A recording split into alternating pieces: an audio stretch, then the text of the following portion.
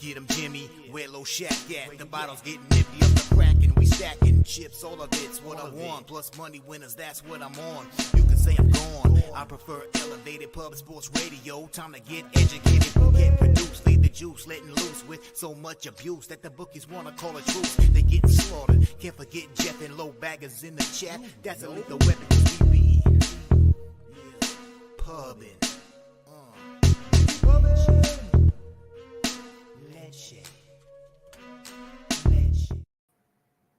Hi, everyone. Welcome to Pub Sports Radio. My name is Peter Loshak. Today is Tuesday, November 15th. We do this every Tuesday. It's the heart of the sports betting season right now with everything. College basketball, NHL. We're ready to go. I'm taking it seriously. Do I look like I'm taking it seriously? Yeah, I do. It's because I am taking this shit seriously. Little overwhelmed, but it's cool. Not biting off more than I can chew. Shout out to everyone out there who isn't. For everyone out there who did bite off a little bit more than they can chew, that's okay. You learn your lessons and you move on. Today we got NHL with Gogster. We got NBA with Trotwam. It's going to be so much fun to talk with Trotwam. Not fun to go public with my NBA picks, but you know, I'm changing up my strategy this year a little bit. Hopefully I'll be a little bit better than I have been in years past regular season NBA. We're going to talk MAC, college football. I've given out 5 official picks on MACtion Tuesdays so far, 4-1 with them. Today's games, I'll be honest right now, are tough. You know, Ball State as a small home dog to Ohio, who's awesome. And then you got Toledo, who is legitimately awesome, but a huge favorite. Sometimes they cover those huge favorite lines, other times not. Toledo's been a weird team. There's been a ton of supposed sharp action coming in on Toledo unders all season long. They've been wrong more often than they've been right. So it's a weird 2 games today. We're going to cover them. I'll give some picks.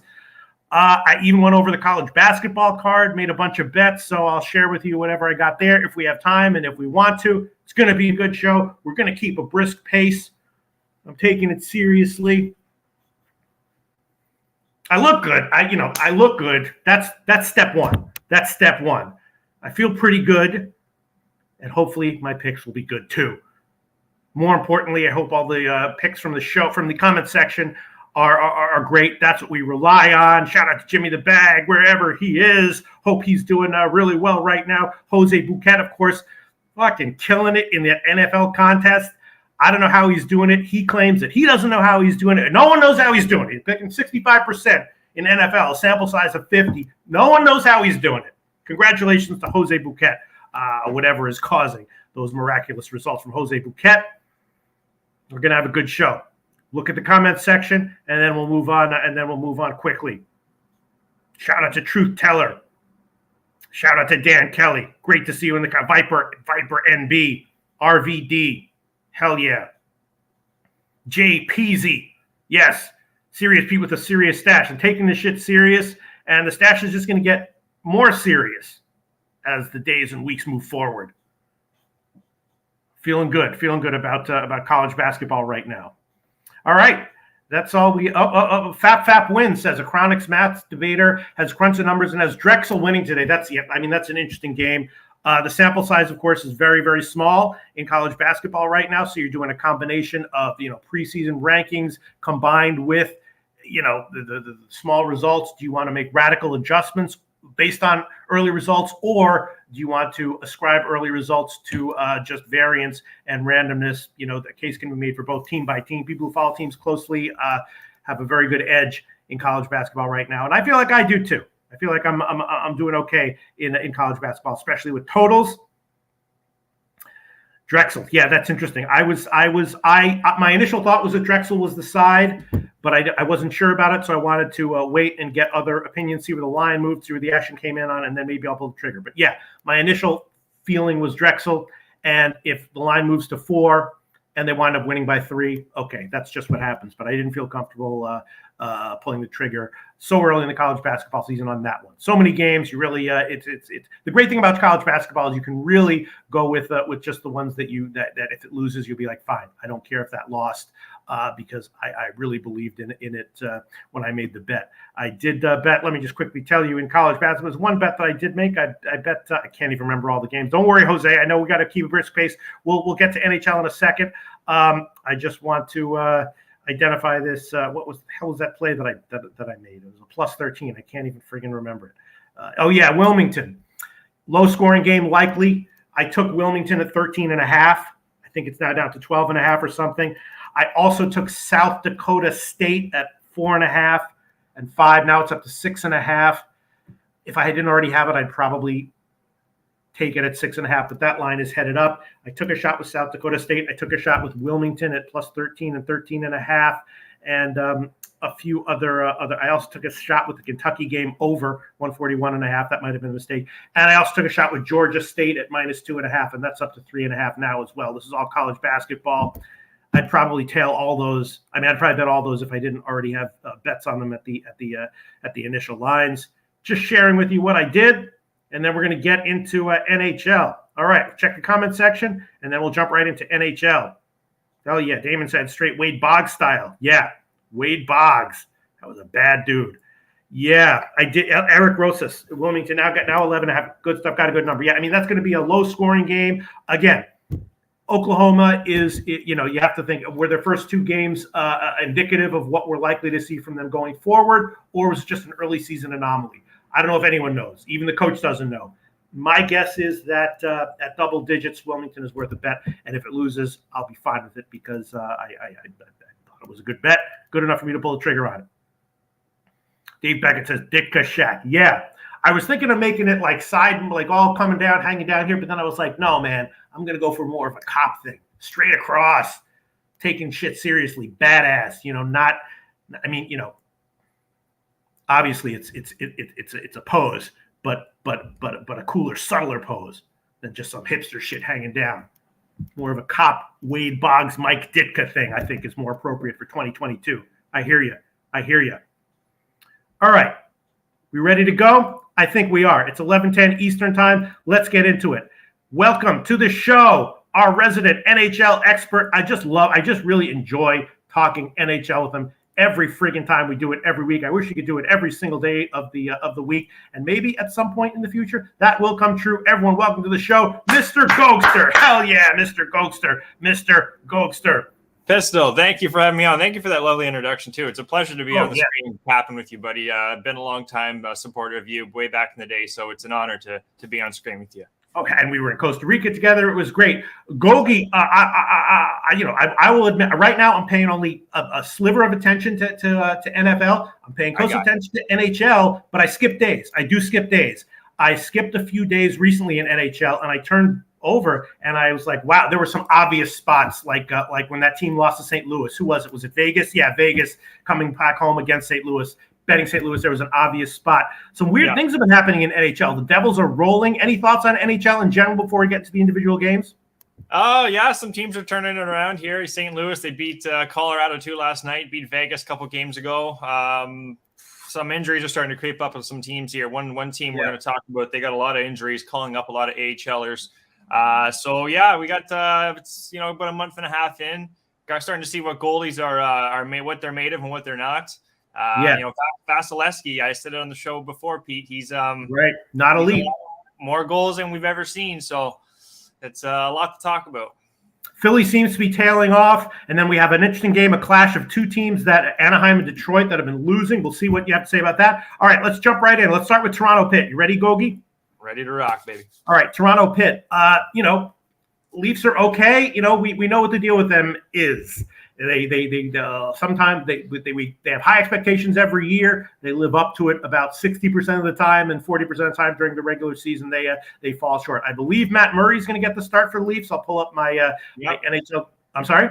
Yeah, that's what I got too. Pete Murray's getting his first start in a good while.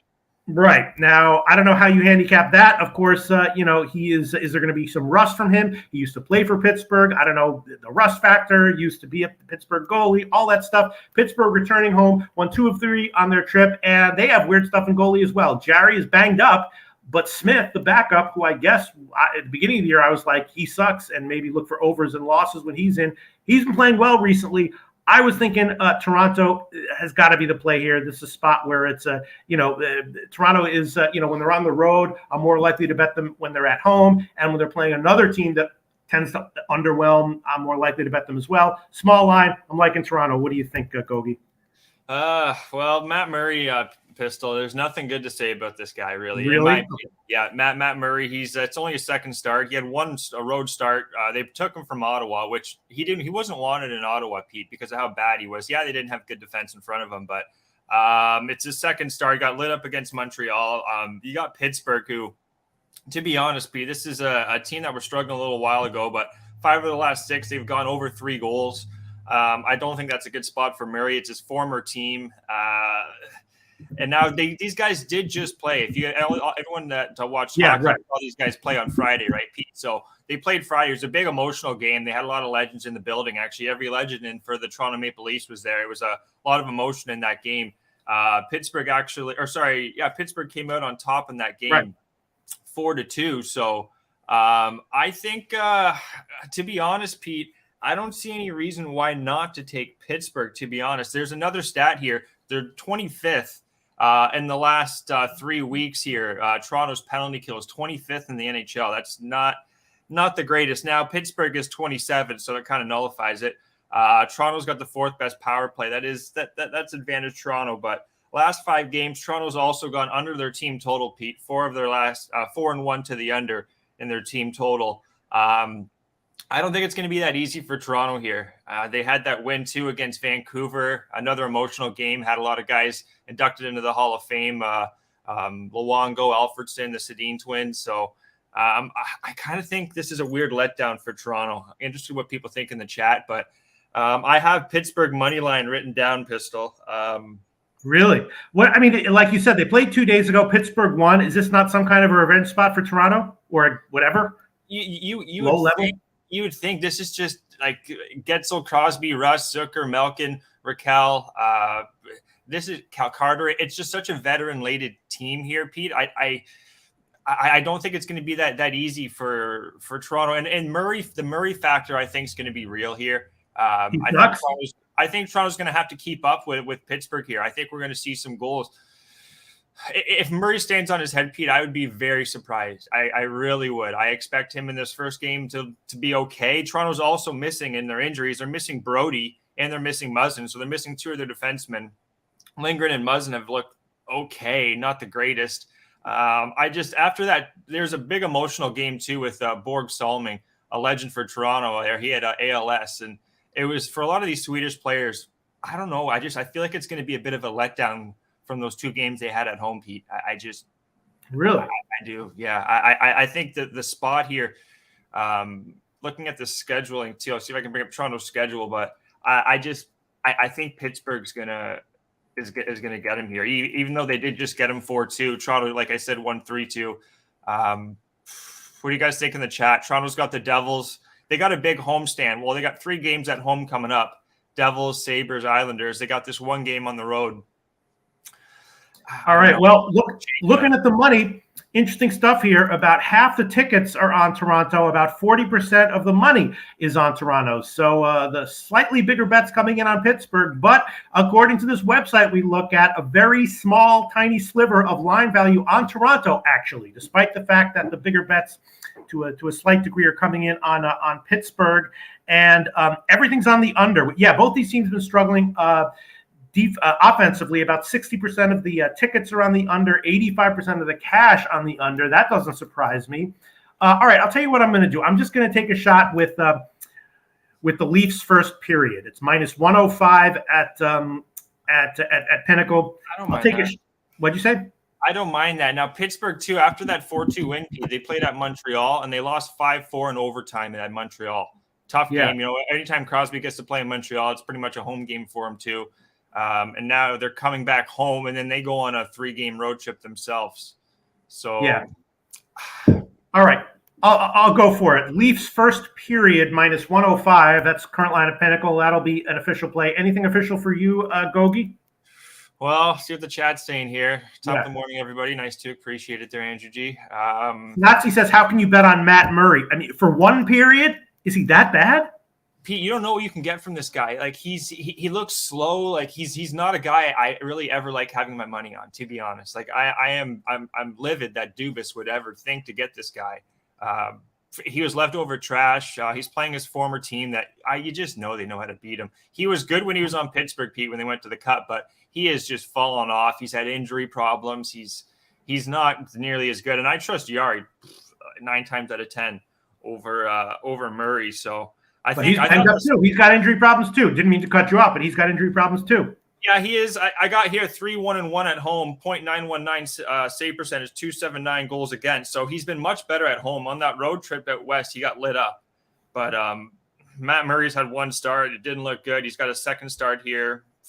I think we're asking for maybe a lot out of Murray here, but yeah.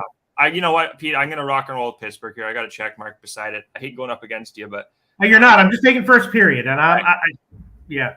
Yeah, I think Pittsburgh's got enough in the tank, and I don't. And Toronto's got Brody out, and Muzzin's been out, but Brody out, he's a pretty big piece, I think, on the defense for Toronto. So yeah, I mean, again, not that these money numbers mean everything. Maybe they mean nothing, but they are what they are. Slight line value, full game on Toronto. I'm just reporting the news here. I'm just reporting, right?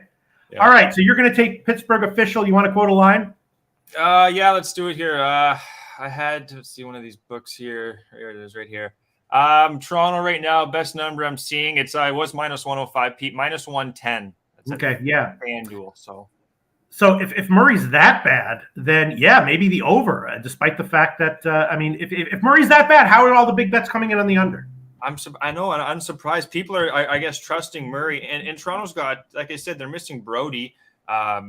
Pittsburgh's power play hasn't been that good of late, but I don't trust Toronto here, Pete. 5 of the last 6 games, I have Pittsburgh scored over 3 goals too. I don't know why the money's came in on the under, to be honest. All right.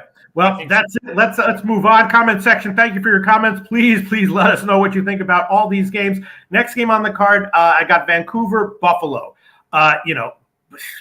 Buffalo supposed to be a good team this year, or better than expected, and that was the case for much of the first part of the season. Now they lost 5 in a row. Vancouver, I know our boy Jimmy the Bag was kind of high on Vancouver to start the year. They started the year struggling, and they haven't really turned it around. Also losing on this trip, lost 3 in a row. Buffalo's a small favorite here. My note on this game, no idea on side or total. Gogi, you have any idea on this one? Yeah, this should be the goal fest here, Pete. I'm just looking at some injuries here. Yoki Haru, he's a key defenseman for them, Pete. He's been out for a while. They've had some injuries, too. Samuelson's been out. He looks like he's possibly playing as well. Now, they don't have Quinn. Jack Quinn, I believe his name is. Or no, it's not Jack Quinn. It's anyway, one of the Quinns they just called up. He's a young guy. He's out. Okpozo's questionable. But having Yoki Haru back there, Pete, looks like they're going to have a couple defensive players back. Their offense, they called up a guy, Bjork, who's one of their few offensive players for Rochester. This should just be a goal fest. Whenever you have Vancouver games, their defense is next to Ottawa. They're both Swiss cheese. Right. Demko's also been really bad on the road, 1-5-1, .862 save percentage. Now, Anderson's going to be in net here. It's not going to be Comrie. I thought Comrie was going to go, but they got a back-to-back at Ottawa tomorrow, So they're going to start Comrie, and Anderson's going to go tonight. Anderson's 3-2, .922 save percentage. He's been the better of the 2 goalies. Comrie's really been losing a lot of the games of late, so they're looking for a fresh new face in net. Their penalty kill, both teams' penalty kills, Pete. You got 30th and 28th penalty kill. You got the best power play in Vancouver and the 10th best in Buffalo. So you got special teams that are looking like there's going to be goals there. I'm going to short and sweet, guys. Both teams to score first period, plus 130, Pete. I'm going to play that one. Looking at what Vancouver does on the road in the first period, they're 8-0-2 to the over, Pete. They haven't not gone under. They've pushed twice, and they've gone over 8 times on the road. So they're a heavy over team in the first. And after all these losses and the addition from Yoki Haru, getting some guys back on the D-line, I think we should see some more goals out of Buffalo here tonight, and I think Vancouver can keep up. So, yeah. Okay, I'm gonna hold off as of I think the initial line movement has been towards Vancouver, which is interesting. And according to the betting numbers, everything's coming in on Buffalo, but a teeny, almost imperceptible sliver of line value on Vancouver, according to this site that we look at. 70% of the tickets on Buffalo, 85% of the cash on Buffalo. So the bigger bets coming in on Buffalo, all the tickets coming in on Buffalo, but a teeny little bit of line value on Vancouver, according to the site that we look at here. Wow, and everything. That's insane, Pete. How the hell is Vancouver minus 105 over Buffalo? Yeah, I mean, that could change. What do you and everything's on the over. What do you think about Vancouver team total over? That's what I said. Over. This should be a goal fest. Now, Buffalo beat this team in Vancouver. It was Vancouver's first home game, if you guys remember. They beat them 5-1. They smashed them. So maybe a little revenge factor too for Vancouver. I think we're going to see goals though, Pete. I really do. Anderson, he's 41 years old. He's looked good. Don't get me wrong. I don't want to hate on anyone in the 40s. I'm turning 30 myself, so I'm getting up there. Slatsy says if Demko starts, you have to hammer Buffalo and the over. All right, yeah, I have a feeling that there's going to be some late line movement on this game, and that might be telling. All right, let's. There's too much offense here, I think, for both goalies, and I've said it before. Vancouver's D is bad. I would lean towards Buffalo here, guys, in the over. Sorry, Pete. Okay, next game on the card: Washington, Florida. Florida's a huge favorite here. Washington, of course, split a 2-game series with Tampa Bay. In general, a very losing team, and that was one of the games that I was mentioning in the that I missed in the beginning of the show. Gogi, Washington to lose, Tampa Bay to win that second game was obviously a great bet. I would have been on that one. I just missed it because there was too much going on. But Washington in general, a losing team, a team that can get beat. Florida, awful loss to Edmonton, and I think Bobrovsky is going to be in goal, and he has not been good. So my first thought was take Florida here, but I really want to see what the money is. I want to hear what you have to say, what the comment section has to say, because you got to be really careful with these big favorites in the NHL. Florida's not winning game in, game out. They're no Devils. They're no Vegas. And Bobrovsky, has not been good this year, and it's a big line. What do you think? Lean Florida despite the high line and Bobrovsky? This is the only game, guys, on the card I have circled no play. This is one I don't want anything to do with. I think both teams are flammable. They're both kind of flaky with their goaltending in Florida there. Bobrovsky and even Spencer Knight, he's been okay, but they have a bit of issues there. Even on their D line, I don't think their D's the strongest in the NHL, guys. Florida with Bobrovsky. You got Kemper, he's 1-4-1, Pete, which isn't that good, right? But he's got a .9.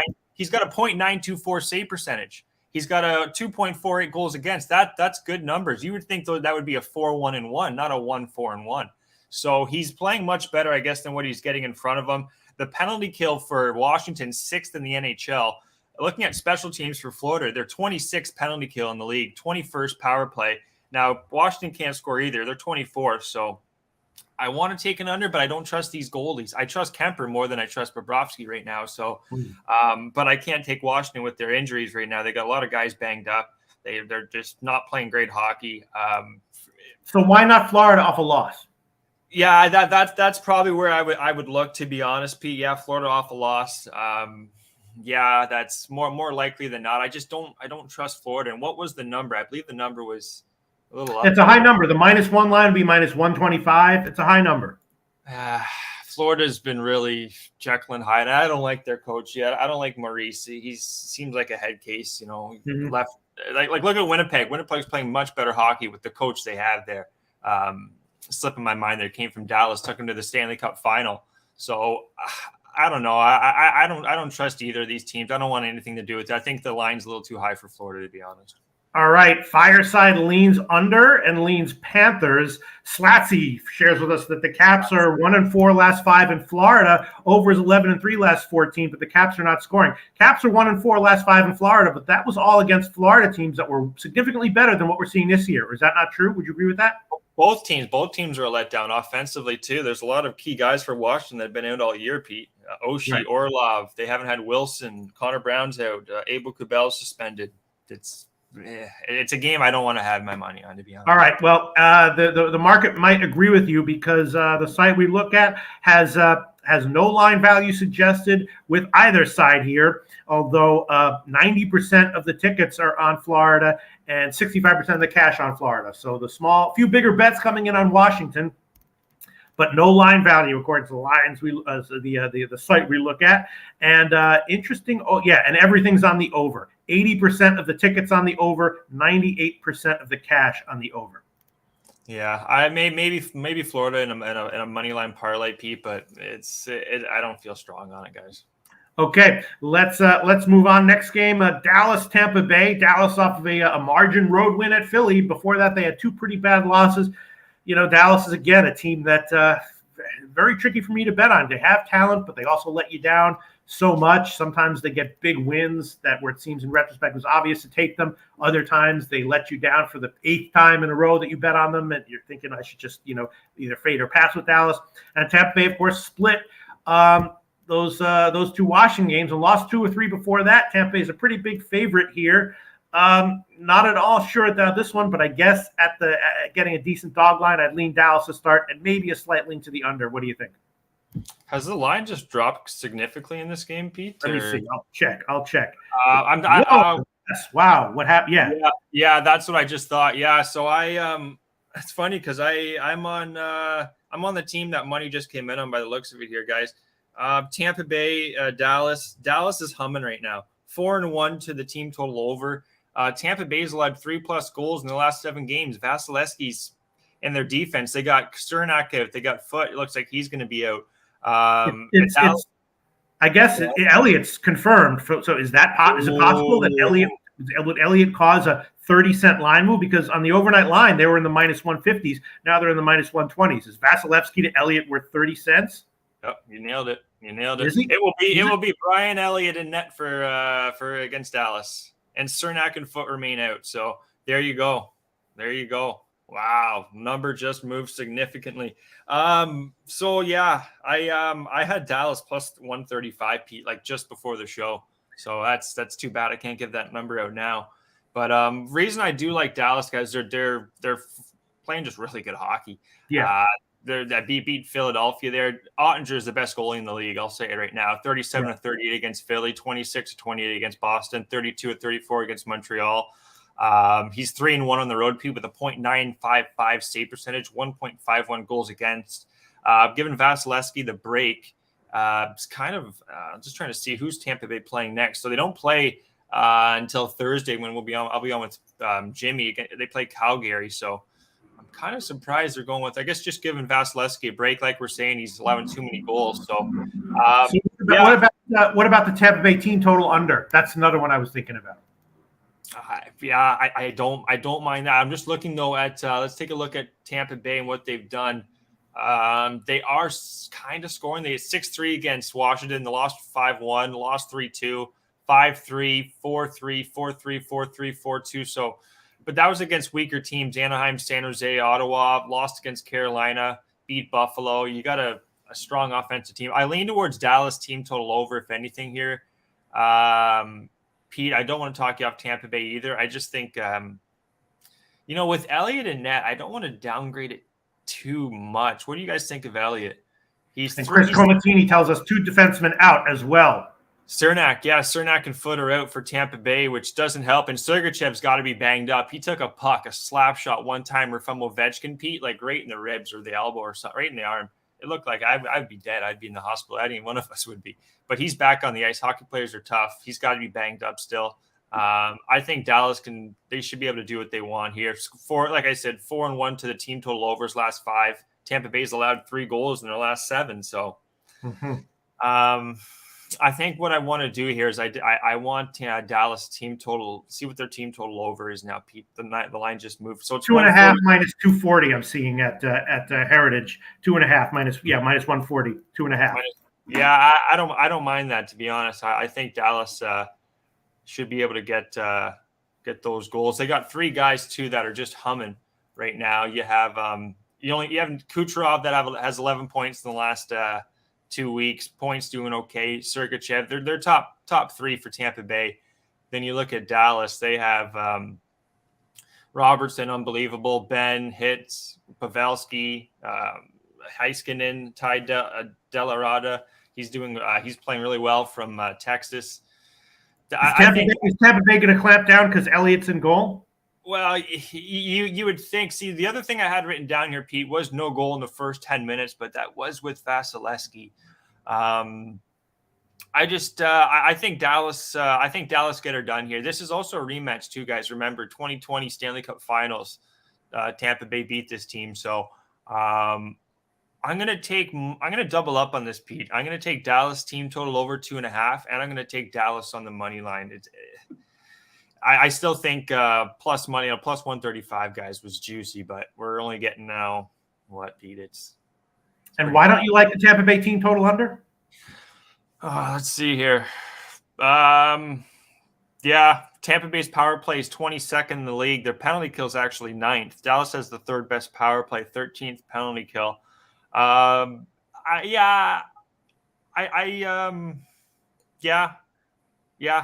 feel stronger on Dallas here, just doing what they want. But Ottinger is the top goalie in the league too. I don't mind that at all. What's the number on Tampa Bay's team total under? 3.5 minus 130 or so. How come Ottinger gave up 5 to San Jose 2 games ago? 5 to San Jose? Yeah. Where do you got that? I didn't have that. November 11th. Dallas lost at home 4-5. To San Jose. Well, that was a hungry team. I remember that game, actually. San Jose was coming in off of 6 losses or 5 losses there, so they just came out really. Whenever you have a team that many losses, they're going to bring their best effort. So they definitely did. Tampa Bay's coming off that win, right? They're coming off that win, so they're not. And it was a nice back-to-back win. If they lost to Washington, if they would have lost back-to-back against Washington, then Tampa Bay is probably going to be pissed off here. But they got that win 6-3 against a pretty depleted Washington team. So, and Slatsy says Ottinger not confirmed, so should wait for that. That makes sense, obviously. Yeah, let's quick look here. Who's Dallas got? They have Florida. Well, yeah, I guess you could wait, but good point there. Good point. All right, we'll get to the money in a second. I think there's goals. I think there's goals here, Pete. I'm going to take the minus 140, and I'll take the money line best number. Sorry. Okay. Yeah, Rem Most says, I have a Kabul taxi driver feel here. Thank you very much, Rem Most. Yeah, if anyone is casting a movie right now and they need a taxi driver in Kabul, I'm ready. I'm your man. I'm your guy. With your leading Courvoisier, right? Well, you said, yeah. I know this whole city, Kabul, back and forth like the back of my hand. I can get you anything you want. Cell phone, falafel, whatever you need. All right. I'm gonna hold off on this one, although I'm definitely leaning Tampa Bay team total under, Dallas team total over, and the money, small line value on Dallas, not a surprise there. 3/4 of the tickets, 3/4 of the cash on Dallas, and small line value on Dallas, according to this website. We look at everything on the under. Look at that as well. 70% of the tickets, 85% of the cash on the under. But was that? I imagine that was with Vasilevsky because you saw how that number dropped. Right. So, Okay, maybe I'll give an official play on this one by the end of the show. But let's move on. Let's look at the comment section, see if anyone has any thoughts on this one. Blaze Towns fan, thank you very much. Thank you very much. Let me see. Okay. Next game. And here you go. Slatsy says, was his first game back after injury, Pete? Okay, there you go. Right. There's the answer. Another good point. Thank you very much. About why Ottinger gave up 5 to San Jose. I knew there was a couple reasons because I wasn't on Dallas that game. I think I was on San Jose first period or something. But one thing about this game too, guys, they're practicing yesterday and they have Ottinger listed as what it looks like, what their lineups are looking like. So it looks like Ottinger is going to go. Okay.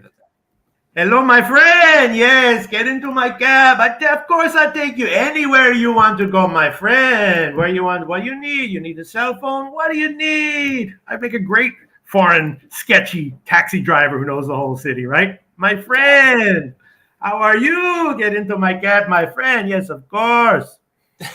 How is English so good? Oh, I watch TV. I watch Netflix. Of course, yes. All right. Come over. Yes, come over.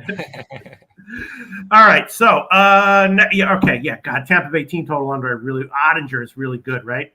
Is he the best goalie in the NHL? Did you say? Who's better? I'm asking you. In the chat, I'm waiting. I asked kind of to the chat there, guys. Anyone? I think Ottinger is really the best going forward too. He reminds me of what Vasilevsky and some of these big names. Shesterkin's right there, but he hasn't looked as good as Ottinger has the first month of the season. So. All right. I'll take Tampa Bay team total under 3.5 minus 132. Current line at Pinnacle. I'll make that an official play. You think that's okay? Yeah, I under 3.5. You said. Yeah, minus 132 at Pinnacle. Oh my God, I love that. That's probably shop around and get better, yeah. But all right, yeah. If they get 4 on Ottinger, I'll be okay with that loss. All right, New Jersey, Montreal. You ready, Gogi?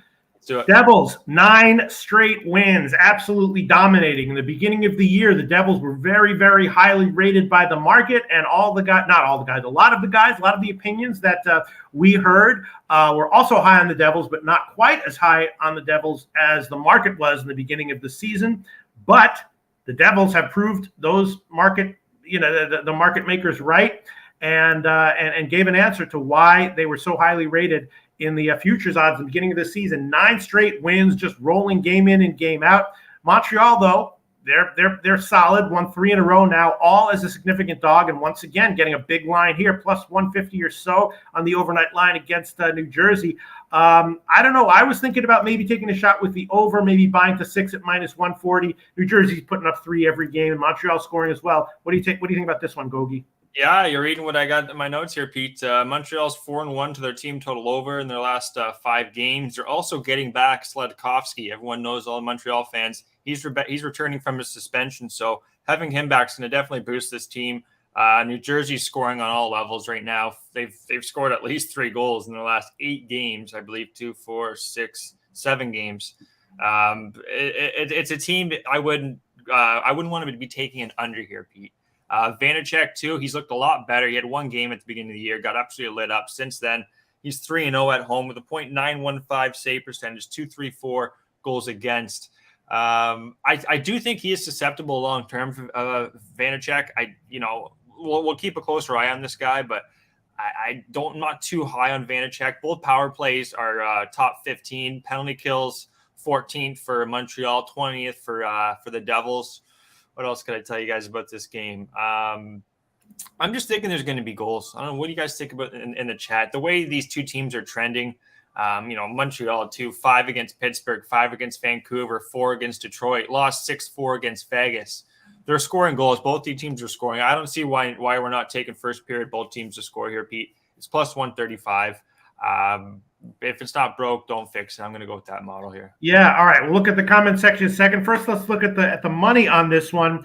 I guess some interesting stuff here. Mr. Gokster, there's only one game on the card that has full line value on one side. Full line value on one of these sides. Is it New Jersey to get a 10th straight win as a big road favorite, or Montreal won 3 games in a row as a big dog, going for a 4th straight win as a big dog? One of those sides, according to this site, has full line value. What do you think, Gogi? Montreal. Make a prediction. Montreal. Wrong. That's why you're Gogi. No, you could be. I trust you more than these guys, but it is New Jersey. 70% of the tickets on New Jersey, 85% of the cash on New Jersey, which doesn't mean that much, but full line value on New Jersey, according to this site that we're looking at. So bets that get huge respect coming in on New Jersey as of right now. What do you think about that, Gogi? All right, the big advantage for the Devils here is their defense. I'll say it right now. They got Graves, Marino, Brandon Smith, Damian Steverson, Dougie Hamilton, Jonas Seethinger, whatever his last name is. Montreal, they're complete opposite. They're really, really young on the defensive end here. Let me just bring it up real quick. Montreal's defense. Here we go. Caden Clow, David Savard. Sorry for all you Montreal fans. You can tell I don't watch as many games. Joel Edmondson. What's his name? Wi-Fi there. I know his nickname. Jordan Harris. Kovac, butchering his name too. My apologies. But their defense is not nearly as that's why they're not a good defense. Pete, can really win you games. Like teams like the Devils, teams like Vegas, their defense is just so strong. They don't leave their goalie out to dry. That's why Vanacek really the defense in front of him is giving him those numbers. They're like him with Washington, he was okay, but now Montreal, on the other hand, I just think there's going to be goals. Now, looking at the advantage on the Devils, I don't know. Gogi, if someone had asked me the question I asked you, I definitely would have taken Montreal. I would have said full line value on one of these sides. Got to be the big home dog that's already won 3 in a row as a big dog. But so, no. Yeah, like how high do you want to give Montreal as an underdog here? That's what I'm like. Yeah, they've won 10 games, but I don't know. Both of these goalies I don't trust, to be honest. Allen, he's 3-3 at home, .881 save percentage. I think we're going to see goals. Power plays are decent. Penalty kills are okay. And I wouldn't be surprised if Montreal even won this game, to be honest. Like, I don't. Yeah, no. First of all, these are just the numbers as of right now. It could change by game time. And second of all, who knows? Maybe these guys were really smart up until today, and now they're idiots going forward. I don't know. Bigger bets are coming in on the under, though. 15% of the tickets on the under, 33% of the cash is on the under. So the vast majority of the bets on the over, 85% of the bets are on the over, but only 67% of the cash on the over. So that's interesting. On the overnight line, I did bet the over, and I bought down to 6. I got like 140 or something. I did do that. I'm thinking New Jersey team total over, maybe. They have a strong, like they got a lot of guys that could put the puck in the net. All right, so any official play from you on this one, Gogi? Yeah, I'm going to take both teams to score in the first period. I'm not going to think twice about it. They got Fabian Zetterlund. This guy was a beast in the AHL. This guy had filthy mitts. Now he's on the first line, right wing with Nico Hischier and Tatar. Good for him. They got Sharon Govich, Jack Hughes, Brad. They've spread out their lineup just beautifully. They got Eric Holla. They brought in third line. Miles Hughes with with Nathan Bastian. Sorry.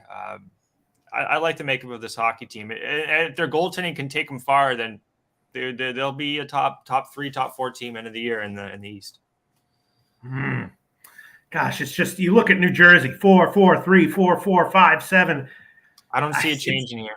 You don't think so? Huh? Montreal isn't a strong defensive team at the moment. Well, I'll take a quick look here. I went over their defense for you guys. They're not a lot of household names. They've allowed 4 against Pittsburgh, 2 against Vancouver, 3 against Detroit, 6 against Vegas, 3 against Winnipeg, 4 against Minnesota, 4 against St. Louis.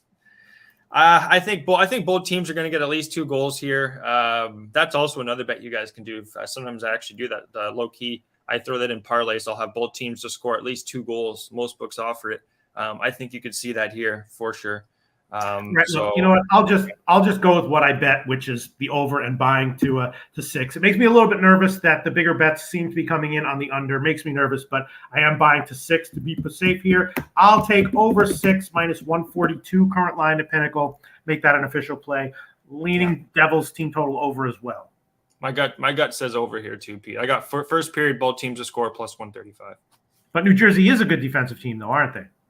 They are, but when you've won, I don't know, when you won this many games, man, it's just you can slip up at any time, and this team's playing really good right now. Montreal, they're getting Slavkovsky back. It should boost the team. I really expect it to boost the team. First period, both teams to score. By the way, DeSmith is confirmed for Pittsburgh, which is not surprising. Really? Yari's been banged up, and DeSmith's been playing well. That I actually would probably. If I was going to take Toronto, I'd rather have Yari in there, I think. But anyway, Chris Comatini likes the Habs here. Slatsy likes the Devils and the over. Okay, and looking at this hard. What'd you say? Yeah, Montreal. I know Slatsy's a Montreal fan, and he's saying the Devils in the over. So we're both in agreement with goals. It's going to be tough for Montreal to get 60-minute win here, even overtime win. They're going to have to work their tail off because the Devils, look what they did on that road trip against against Calgary, Vancouver, and Edmonton. They came back in a lot of those games. So, and those 2 of those 3 teams are really good. So, all right, let's move on. Philly and Columbus. Again, this is we have another game coming up that's just like this. 2 losing teams. Which team is more likely to break their losing streak? Philly, of course, was expected to be one of the worst teams in the NHL, if not the actual worst team in the NHL this year, competing with Arizona. They started off hot. Tortorella breathed some fire into them, but now they've lost 3 in a row. Maybe they're falling off now. Torts is still yelling. Is that going to make a difference here? I don't know. Columbus lost 6 of their last 7, but that one win was against Philly, so is their revenge here. Both teams have a lot of injuries. I don't know, man. I don't know, man. Maybe with Torts and Philly with revenge. Maybe Philly first period. What do you think? I don't mind that look. I thought it was funny you said Torch is still yelling at them. Yeah, that's or he's yelling in favor. He's like they're still a good fucking team. I'm proud of my guys. Okay, he's like an angry dad. He's just always yelling at you. You know what I mean? Like, sure. He's always giving it to you. In this game here, I'd like to play Torts if they ever do a biopic of him. Hey, I think he's from the New York area too. So yeah, I can see it. Hell yeah. All right. So this game here, Philly Columbus, Korpisalo is going to be going from what I'm seeing. Not going to be Mers Lincoln's. Korpisalo only 1-1, 32-34 against Philly. So he did get the win last time they played. Columbus 24-27. Hart stopped. They scored 3 goals. I think Hart's much better goalie than what we saw there, Pete. He's proven it so far. 3-1-1, .952. Next to, I'd put Hart in the top 5 goaltending there with Ottinger, with Shesterkin's been okay, but Hart has been just unbelievable this year, Pete. Korpisalo, too, like I said, he's starting for Columbus. But Columbus, this is the team I said at the beginning of the show that have too many injuries. They have injuries just left, right, and center. Let me see if I can get them all. Werenski, he's out again. Voracek, he's been out. Lyone's out. Corrali's out. Yeah. Who else? Kent Johnson, their young guy. He looks like he's questionable. Gubranson's questionable. They got a lot of guys banged up, and I'm actually seeing their Cleveland Monster team on Wednesday. They're not going to have many of their players. They got a lot of guys called up from the AHL, Pete. I don't think this is going to be an easy spot for Columbus here. You got a revenge spot for Philadelphia. They're coming off 3 losses. What I'm going to play here, I have 2 plays. Do I want to play them, Pete? What do you think? Philadelphia money line. I had that at +112. I'm not sure if that's current still, but definitely not. The line has moved in Philly's favor. Wow. But nice that you got that. Wow. Yeah, I got +112. That was I'd say about 8:00 last night. +112 on Philly, so that's a good sign. It's moved that way. And then even Columbus team total under 2.5 was +150, Pete. I don't know. I'm going to take a quick peek at that, but I don't see Columbus scoring 2.5 goals here. With their injuries, you're not going to have the same outlet passes without Werenski. You don't have Lyone, Voracek. Ken Johnson's a big defensive player or our offensive player, young guy. So I'm going to take a quick look at Blue Jackets beat writers, see what they're saying. But there's a lot of injuries that they're going to be calling up Cleveland Monster players who they have some offensive players there, Pete, but Philly should make this tough on them. Revenge factor too. Yeah, I'll tell you, I make a lot of losing bets, and I make a lot of bets where I don't beat the line move. So just or when it moves against me. So I'm not lying here. Just trust me. I did on the overnight bet the under at 6.5. I got -118. Not bad, huh? Not bad. And my apologies, guys. Usually I thought I'm pretty good at my goalies. It's actually Mers Lincoln's is going to be in net, not Korpisalo. From one of their beat writers an hour ago, Mers Lincoln's is in net. So I think that this smells like an under. The whole card, this could be the under here. Mers Lincoln's at home. That's where he plays his best hockey. Maybe a no goal early too. But I'm gonna still. Very quick question. At the beginning of the year, there were a few teams that I had circled as over or past teams. Columbus was one of them. Is that not the case anymore for them? Well, they had question marks with their addition with Gaudreau. Their goaltending, Korpisalo has been a letdown this year. The injury bugs hit this team. This team had a lot of question marks going in, and they've been a letdown. I'd say they've been a letdown right now, Pete. They haven't been scoring at all. They're 28th on power play, 22nd on the penalty kill. Both teams aren't scoring at all on the power play. You know what? Even a Columbus team total under 3, I saw. It was -118 on the overnight. I don't see Columbus scoring a lot here on a revenge factor for Philadelphia and Carter Hart here, guys. Okay, well, I'll definitely throw on Philly first period at -106. That's the current line at Pinnacle. Philly first period -106. Let's quickly look at the money. Small line value on Philly. No surprise there. 85% of the tickets, 85% of the cash on Philly, and small line value on Philly. So some bets with respect coming in on Philly. The line has moved. And, not interested. The total is sort of mixed. 2/3 of the tickets are on the under, but the cash is about split, 50-50. So slightly bigger bets coming in on the over. I bet the under, I guess, beat the line, although 6.5 is -123 at Pinnacle right now, so I could add that on there. And, the Columbus team total under sounds that's tempting as well, doesn't it? Yeah, and I'm looking at the book. I played it at last night, Pete. Under 3 was -118. It's now -136. I'm going to take Columbus team total under 2.5 at +140. That's still current. So give me that under 2.5. It just makes me nervous because when Torch was breathing life into this team, they were great defensively, giving up 2-2-2-1, not giving up a lot of goals. And now that the wind has come out of their sails a little bit, they're getting scorched. Columbus put up 5, Ottawa, Dallas. I mean, are they capable of clamping down on defense for a full game here? Yes, they're going to go back to exactly what they're doing at the beginning of when they were good. Like that's the recipe. That's the Torts recipe factor. This team is a hard-nosed Philadelphia hockey team, like it was, I guess, back in the day.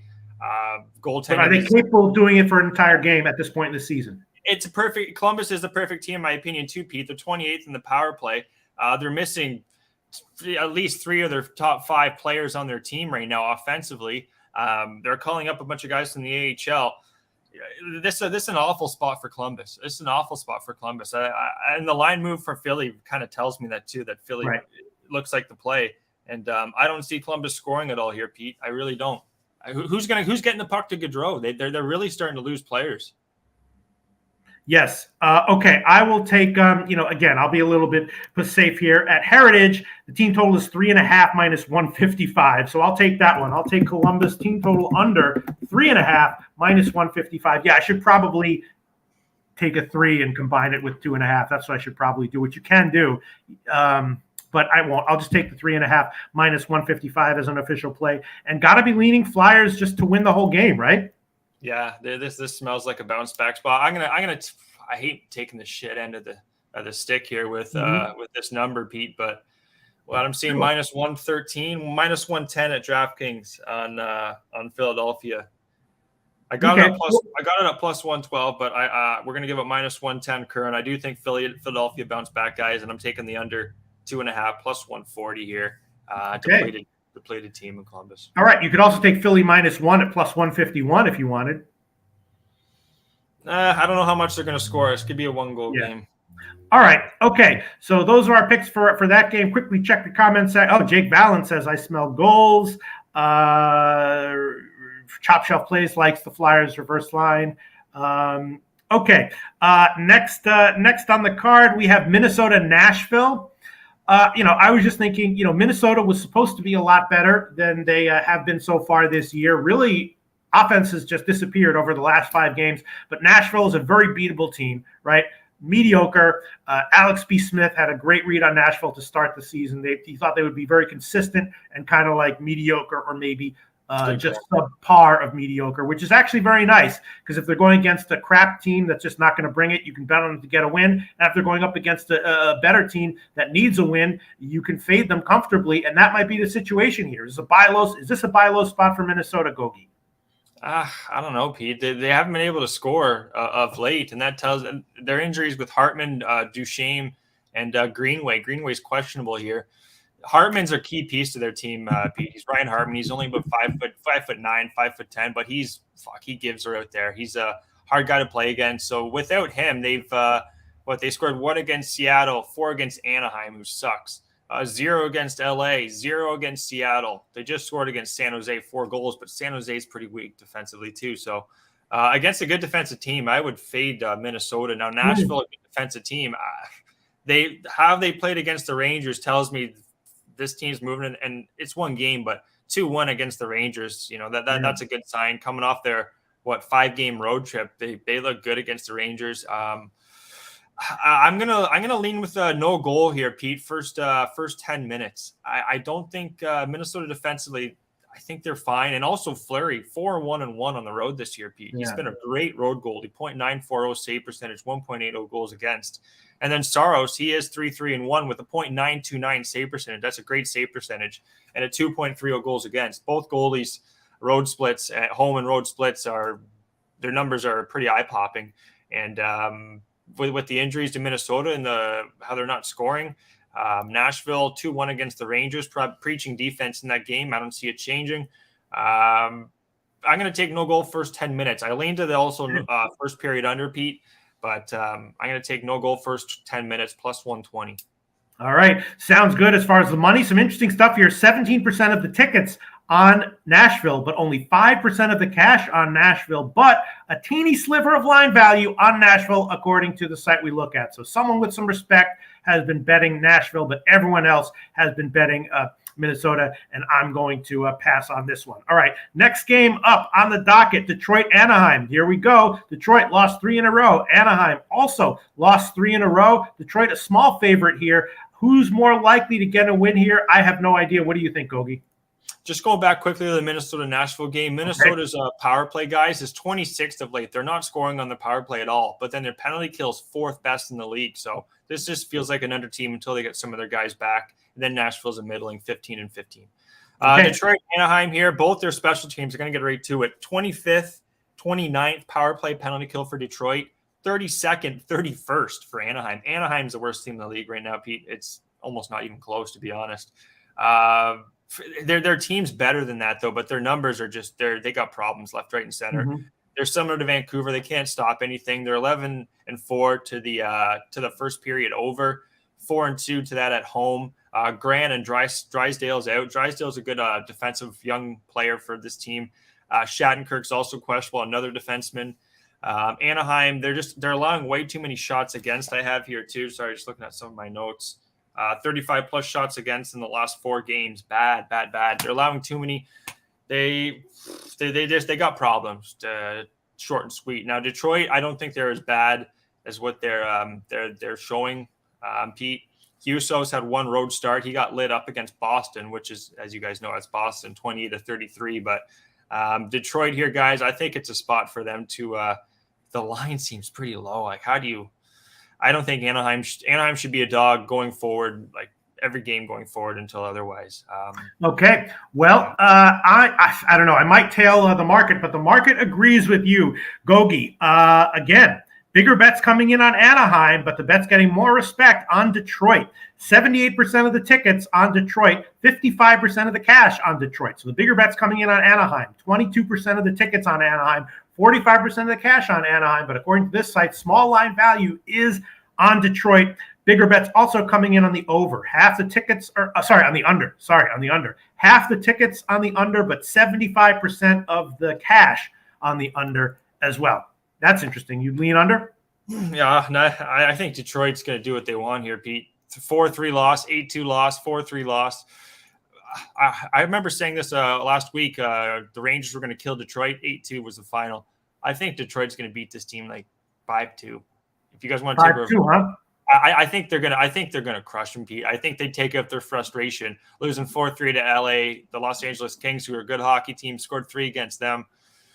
Gibson's had nothing, no help. They've allowed 35 plus shots against. Drysdale's out. Shattenkirk's questionable. A couple guys are questionable for Detroit, but how do I not take Detroit here? They got some veteran. They added Perron too. I don't think this team's going to lose this one. Okay, you're making that an official play? Yeah. I'm not going to take puck line or anything. I'm going to take a double up, though. I'm going to take first period, and I'm going to take full game on Detroit. Okay, sounds good. And listening to you and looking at the market, I'm going to take Anaheim Ducks team total under 3.5 minus 156. It's a current line at Pinnacle. Anaheim team total under 3.5 minus 156. Again, bigger bets coming in on the under. Sharp money supposedly as of right now coming in on Detroit. And sounds like you would agree with that, right, Gogi? Yeah, Huso shouldn't have much problems. I like that, Pete. Okay, last game on the card, San Jose, Vegas. Here we go. San Jose, 2 straight wins as a huge dog. One of those, though, was against Ottinger's first game back from injury. So that's a little bit forgivable. Vegas, awesome winning game in and game out. And now coming off a loss, ending that long winning streak when they came back home and lost to St. Louis. This one screams Vegas, but the question is the line too huge? San Jose suddenly really scoring 8 straight games with at least 3 goals. Did we see that coming? I didn't. Maybe you did. What do you think, Gogi? I don't see him doing it here, Pete. This is one of the better defensive teams in the league in Vegas. They've allowed a little bit of goals. That's been on a huge road trip they've had at home against Winnipeg 2-1, Anaheim 4-0, San Jose 4-2. Now Reimer, guys, he's much better on the road. He's 4-2 with a .920 save percentage, 247 goals against. Logan Thompson, I saw this coming out of Henderson. This guy was a stud in the AHL, and now he's proven in the NHL. He kind of reminds me of Jake Ottinger when he came up from Texas, guys. This Logan Thompson seems like the real deal. 3-1 at home, .962 save percentage, 1.01 goals against. I'm going to take a sneaky play here. One guy in the chat, I think it was MMA Locker Rooms, asking about the old no goal in the first 10 minutes, the old classic here from Gokster. And I'm going to play that here, Pete. I don't see San Jose doing what they've done the last few games against Vegas here. Vegas are also coming off a 3-2 loss to St. Louis at home. My only worry would be Vegas come out just guns a-blazing against this team. Yeah. Which could happen. Let me just make sure San Jose doesn't have their injuries here. They seem fine on the back end. Magna, Carlson, Vlasic, Benning. They should be. I think they should be fine. I trust Reimer, Pete. That's the thing here. I think Reimer should be fine. He's proven it so far this year. Early too. Both teams. Here's the stat I wanted to pull out. 1-4-2, Pete. Vegas is 1-4-2 at home over under first period. So they've only went over once, under 4 times, pushed twice.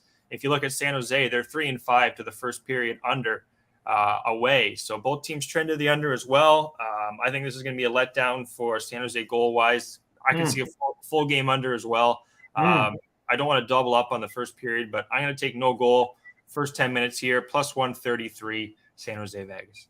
Okay, interesting stuff here with the money as well. Bigger bets coming in on San Jose, but slight line value on Vegas, even as a big favorite, according to this site that we look at. Listen to this, 35% of the tickets on San Jose, 70% of the cash on San Jose, 66% of the tickets on Vegas, only 30% of the cash on Vegas, but slight line value on Vegas.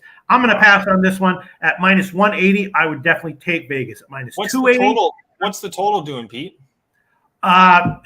50-50 all around. 60% of the tickets and 55% of the cash on the unders, so nothing really noteworthy as of right now. Yeah. Okay, Mr. Gokster, I'd love to shoot the shit, but we got a big card. We got to get to NBA with Trotwan. Let's quickly review our official plays. I'm on the Leafs, first period, minus 105. Tampa Bay, team total under 3.5, minus 132. Devils, Montreal, over 6, minus 142.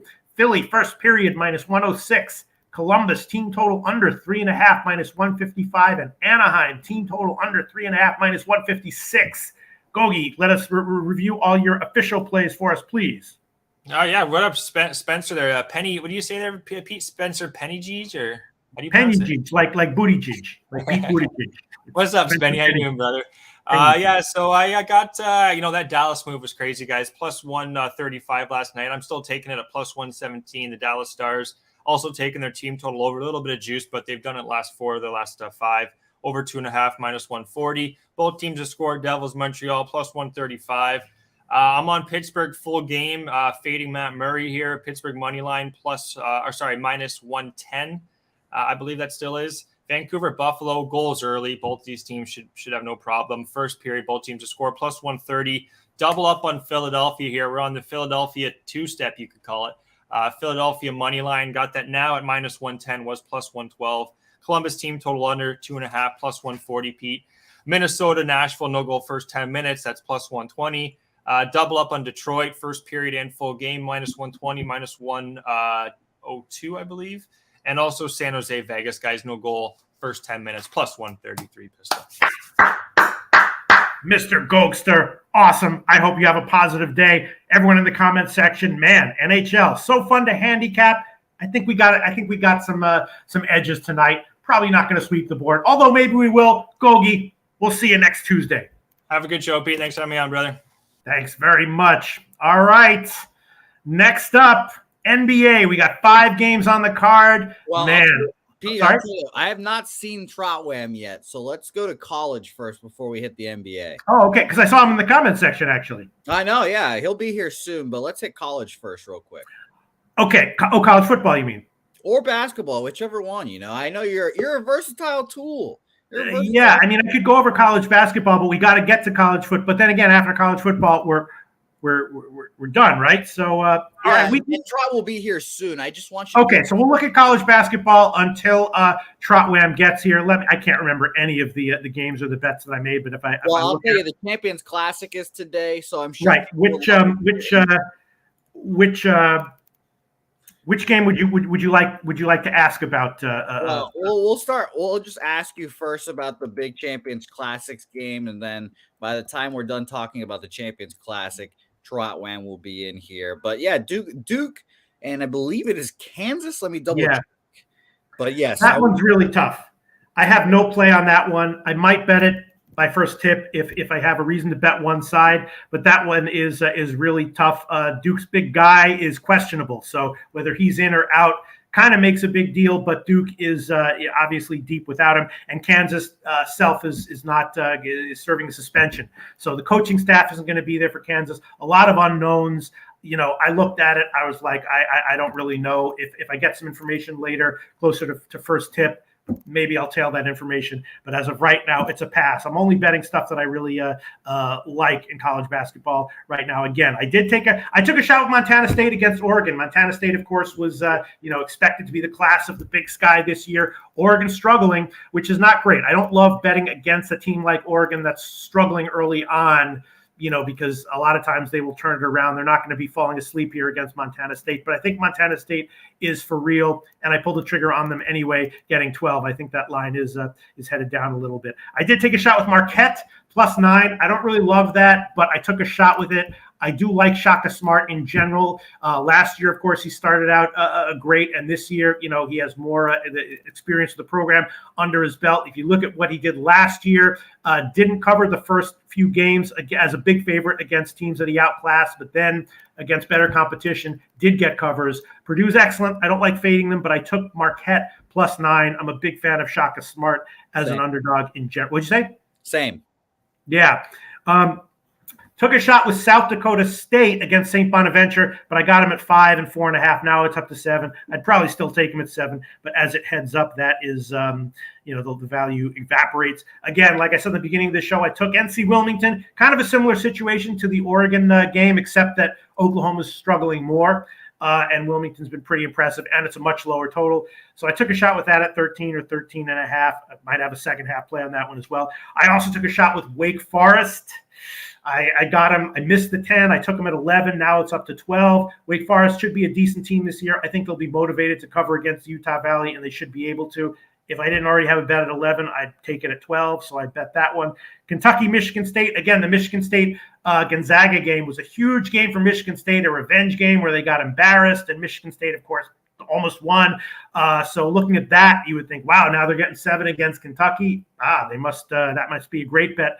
I don't think so. I did take a small shot with Kentucky -7, although I don't recommend anyone tail that because Michigan State is good. And I took a shot with the over 141.5. I also don't recommend anyone tailing that either. I took a small shot with the under Vandy Temple at 136.5. It's gone down a little bit, but I like that one. Morehead State, West Virginia's coming off the backyard brawl. I kind of like Morehead State, maybe first half or full game. But that's one of those games where Morehead State might be ahead, after 8 minutes and then lose the first half spread anyway. But a little bit of a letdown spot for West Virginia. Similar situation with Wright State and Bowling Green, although Wright State's a legitimately good team, and their success early has not been based on the 3-point shot, so I don't really want to fade Wright State right now, but it's a similar situation. And I think that's about it for the college. Go ahead. No, I said beautiful. And if you want more college basketball, tune in today, 5 p.m. Eastern, 4 Central, NCAA Net Profits. We've got Bobano, Connor. That show goes on Monday through Friday. Tuesday, Wednesday this week, it'll be Connor and Cab. Thursday, Friday, Monday, it'll be Bobano and Connor. So shout out to them. And how about we get to the NBA, Pete? Is Trotwam around? Trotwam is around. He's available. Hell yeah. All right. You want to introduce him? I'll introduce him. Hell yeah. We're going to, I love talking with Trotwam about sports betting. I love handicapping NBA. I just freaking hate giving public plays on the NBA because I'm so bad at it. But maybe this year I'll be okay. And it's always great to hear what Trotwam has to say about all these games. Please welcome to the show, Trotwam, Walter Trotta III. How you doing, Trotwam? How you doing? Yeah. For you so far this year, Trotwam? NBA is all right. Yesterday we had a bad day. We gave some money back. We gave a little money back. Luckily, we had some big plus money winners though, so it was good there. So we kind of absorbed some of the losses there. So that was a good thing. But we kind of had a bad day yesterday. But today is a new day, and so far this season we've been doing pretty well. Seeing the board pretty good at least, and kind of having some good expectations for a game. So today is a lot of interesting games, a lot of things moving around. So I'm excited to be here with you first and foremost, Loshak. I was talking to Ski the other day about I really feel like you spoon-fed sports betting to me. You know what I mean? Like as a baby would, you know what I mean? As I do my children and shit. So good to be here with you, man. Anytime, bro. You already know. And it is all recreational. I mean, I'm not. I don't mean to be an advocate or an evangelist of sports betting. It's fun. It's fun, but tough to beat these lines, Trotwell. You know what I'm saying? Very tough. That's very right. tough. Shout out to Speed Profit though, killing it. And also, I actually saw a tweet from Ski Profit where he said he went 5-0 in college basketball so far this year. I was going to tweet back, I'm more impressed that he's been able to hold himself down to 5 bets than that he won all 5 of those bets. And it's not a shock to me, not a surprise that when he has that kind of discipline, because I'm telling you, man, in sports betting, people think that finding edges is the hard part. It's not. Discipline is the hard. Sports people can do. You know what I mean? You know, me, you, Jimmy the Bag, my jerk-off friend, your jerk-off friend, we can find edges. The discipline is the thing that really kills people. You know what I mean?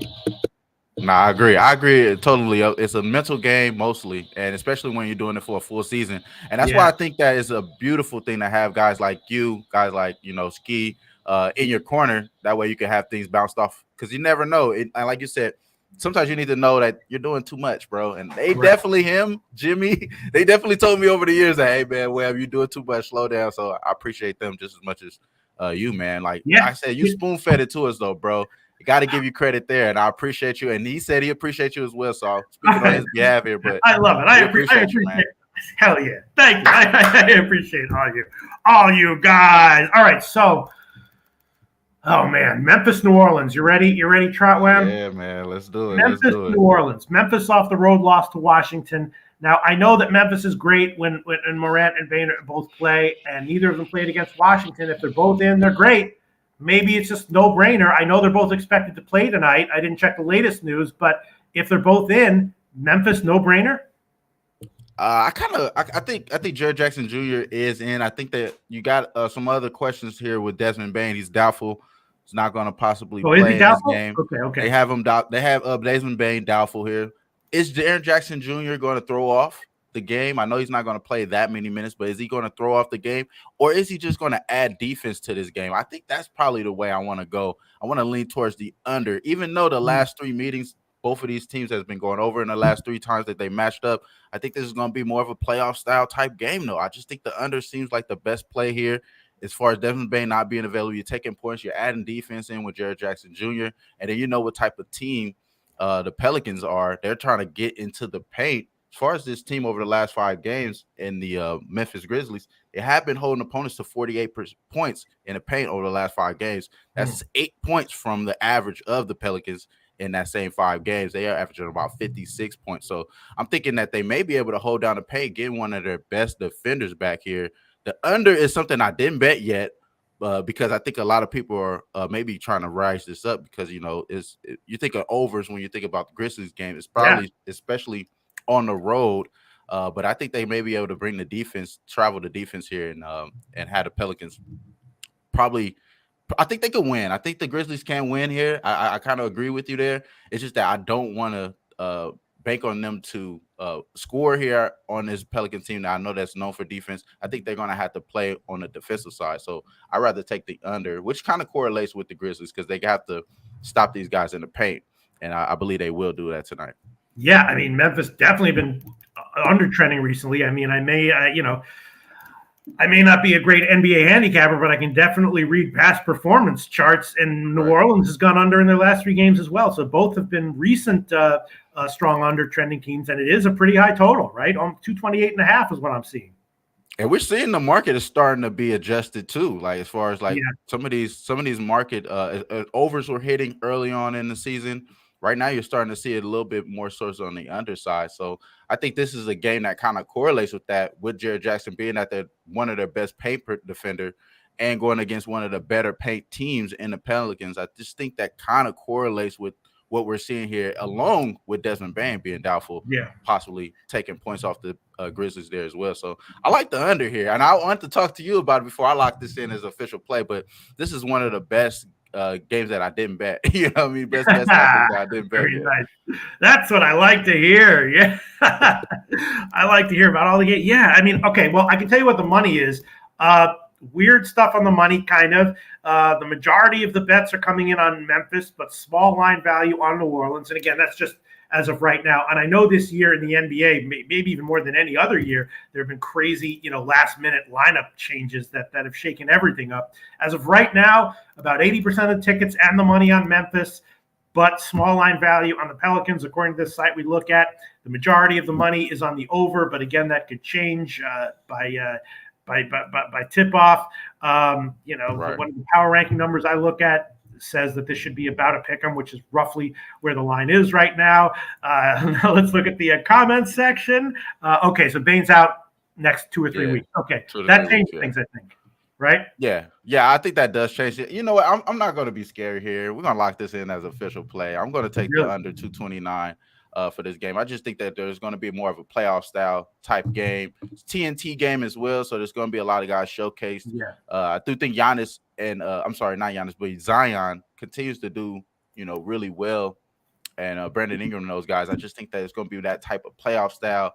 Herb Jones, Jerry Jackson Jr. look like one of those defensive guys that we get to see. And Jerry Jackson Jr., I'm not sure he's going to play that much, but I just think he's going to add defense rather than offense here. So I like the under here. I'm going to lock that in as official play for me. Okay, I hear you. I can't disagree with that. Looking at comments here. Oh yeah, DC Capper says total play Kansas Duke under 145.5. I was leaning that way as well. The Duke coach is definitely emphasizing defense and they're getting it done. And same thing with Kansas with self away. So yeah, I was definitely leaning under as well in that one, DC Capper. But I haven't bet it. All right, let's move on. Next game, Trot Wham. Where are we? Clippers Dallas. Okay, Clippers Dallas. Clippers on a back-to-back. Blasted Houston last night, but now you got Dallas, who hasn't covered in like 2 weeks or something, right? They're just losing ATS game in and game out. Clearly overvalued as of right now. How long is that going to continue? I'm the last person to ask. Maybe you know the answer, but Dallas, big favorite here, right? -7 is what I saw. Let me see what the line is now. What do you think? Is Dallas going to continue to be overvalued? This is an interesting game. So the Clippers came in yesterday as being one of the worst road teams, especially early in the first half. They didn't cover in the first half until yesterday. Yesterday was one of the games that they covered against Houston. I mean, that's not saying too much, but I did like Houston first half. I did end up betting that game last night, so it was one of my losses here. So maybe I'm a little biased here, and I have a little bias here because I'm a Laker fan, and I don't, really like the Clippers too much. I got to give you guys that disclaimer here, but I think Luka and them boys are just surely a lot better than what they shown. I just think that they're better than what they shown. Now they can't cover for shit, so you don't want to go ahead and bet them, especially at a 7 against a team that a lot of people still believe.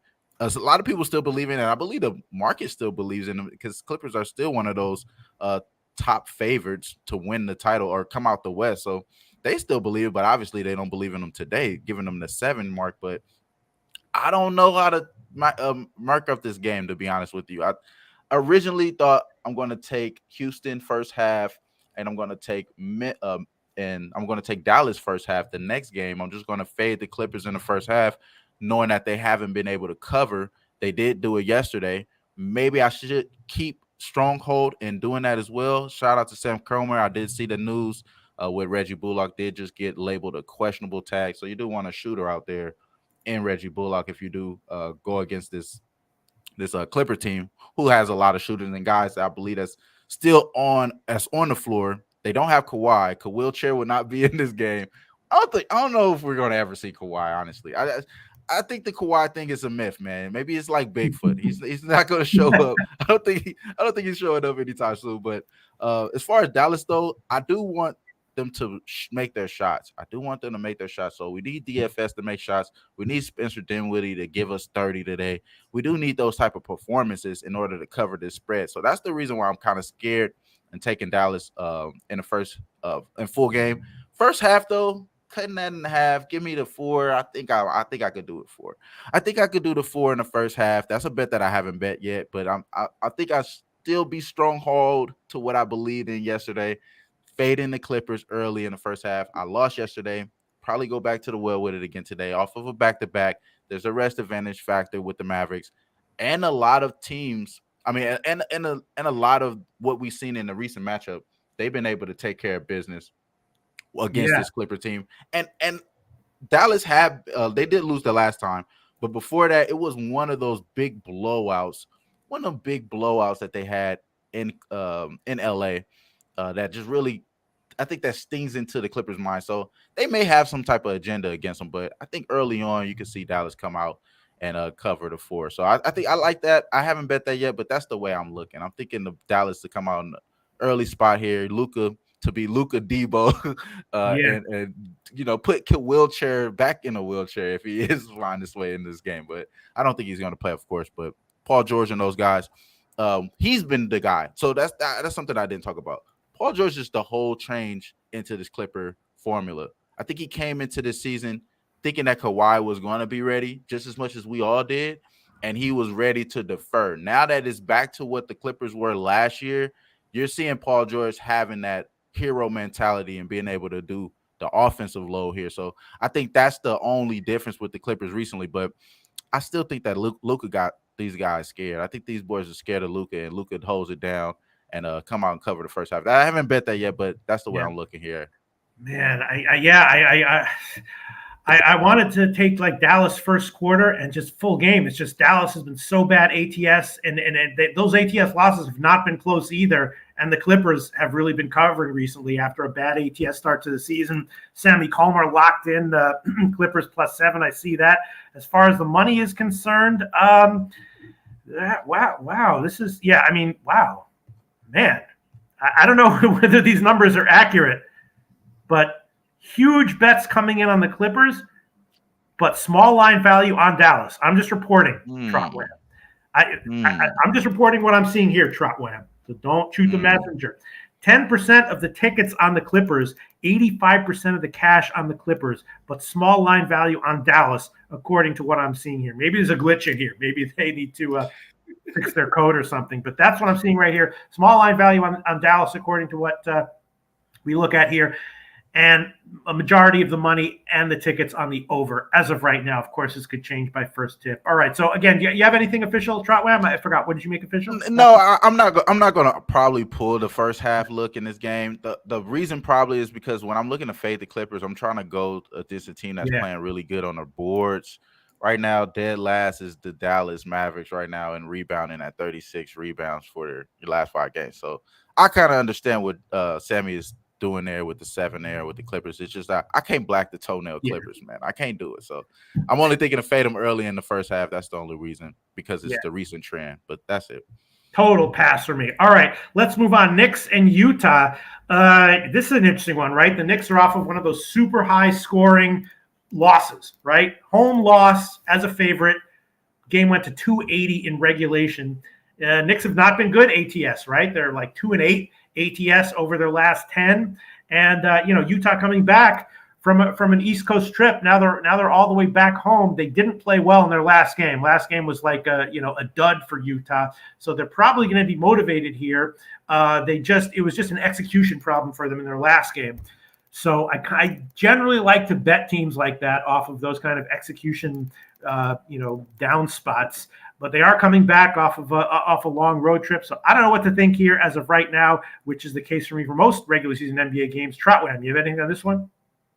This game is interesting as hell because you got a team in New York that, if to start the season, we would have thought they were going to be favored here. And you see what type of team you get with the Jazz. The type of matchup, they really take – I'm going to give the credit to the coach, Hardy. Coach Hardy has definitely done a great job. We got to start there because the way they exploit matchups, that's one thing that I really found that's so intriguing about this team. You find games that, okay, they're going to run Jordan Clarkson down their throat, or they're going to run. Which by the way, which is exactly why I kind of like them off a loss where they did, you know what I mean? So go ahead. Yeah, I agree with what you just said. Go ahead. And I could definitely see it though. I could see them finding a matchup here against the Knicks and just being able to do whatever the hell they want and really spamming the actual action. Whatever action they usually do, they do a lot of it. So I like the Knicks though because they're gritty. And the last game, they just couldn't defend the 3 to save their life. It was one of the worst games I've ever seen. You come out hot, 48 points in the first quarter, just to let it all fold, give up the bag, just fold it all up to OKC. Like, it was moments that Lou Dort just walked down the floor, and him being a 3-and-D guy for the past 2 years since he left. I mean, almost since he's been in the league, he's been shooting threes.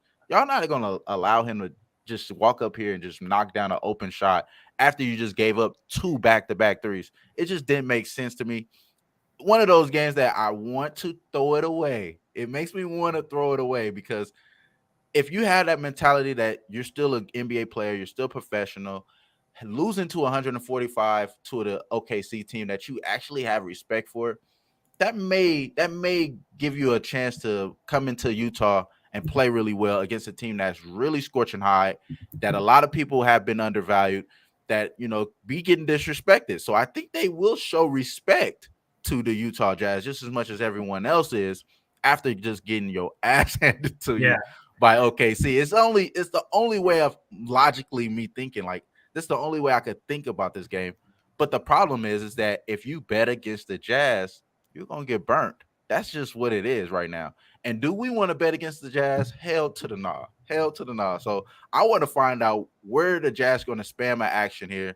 What player prop is going to be live? Is it going to be Jordan Clarkson? Is it going to be Laura Marketing? Who's going to be live in this scenario for the Jazz? I wouldn't be surprised. It's even Malik Beasley, somebody that's coming off the bench.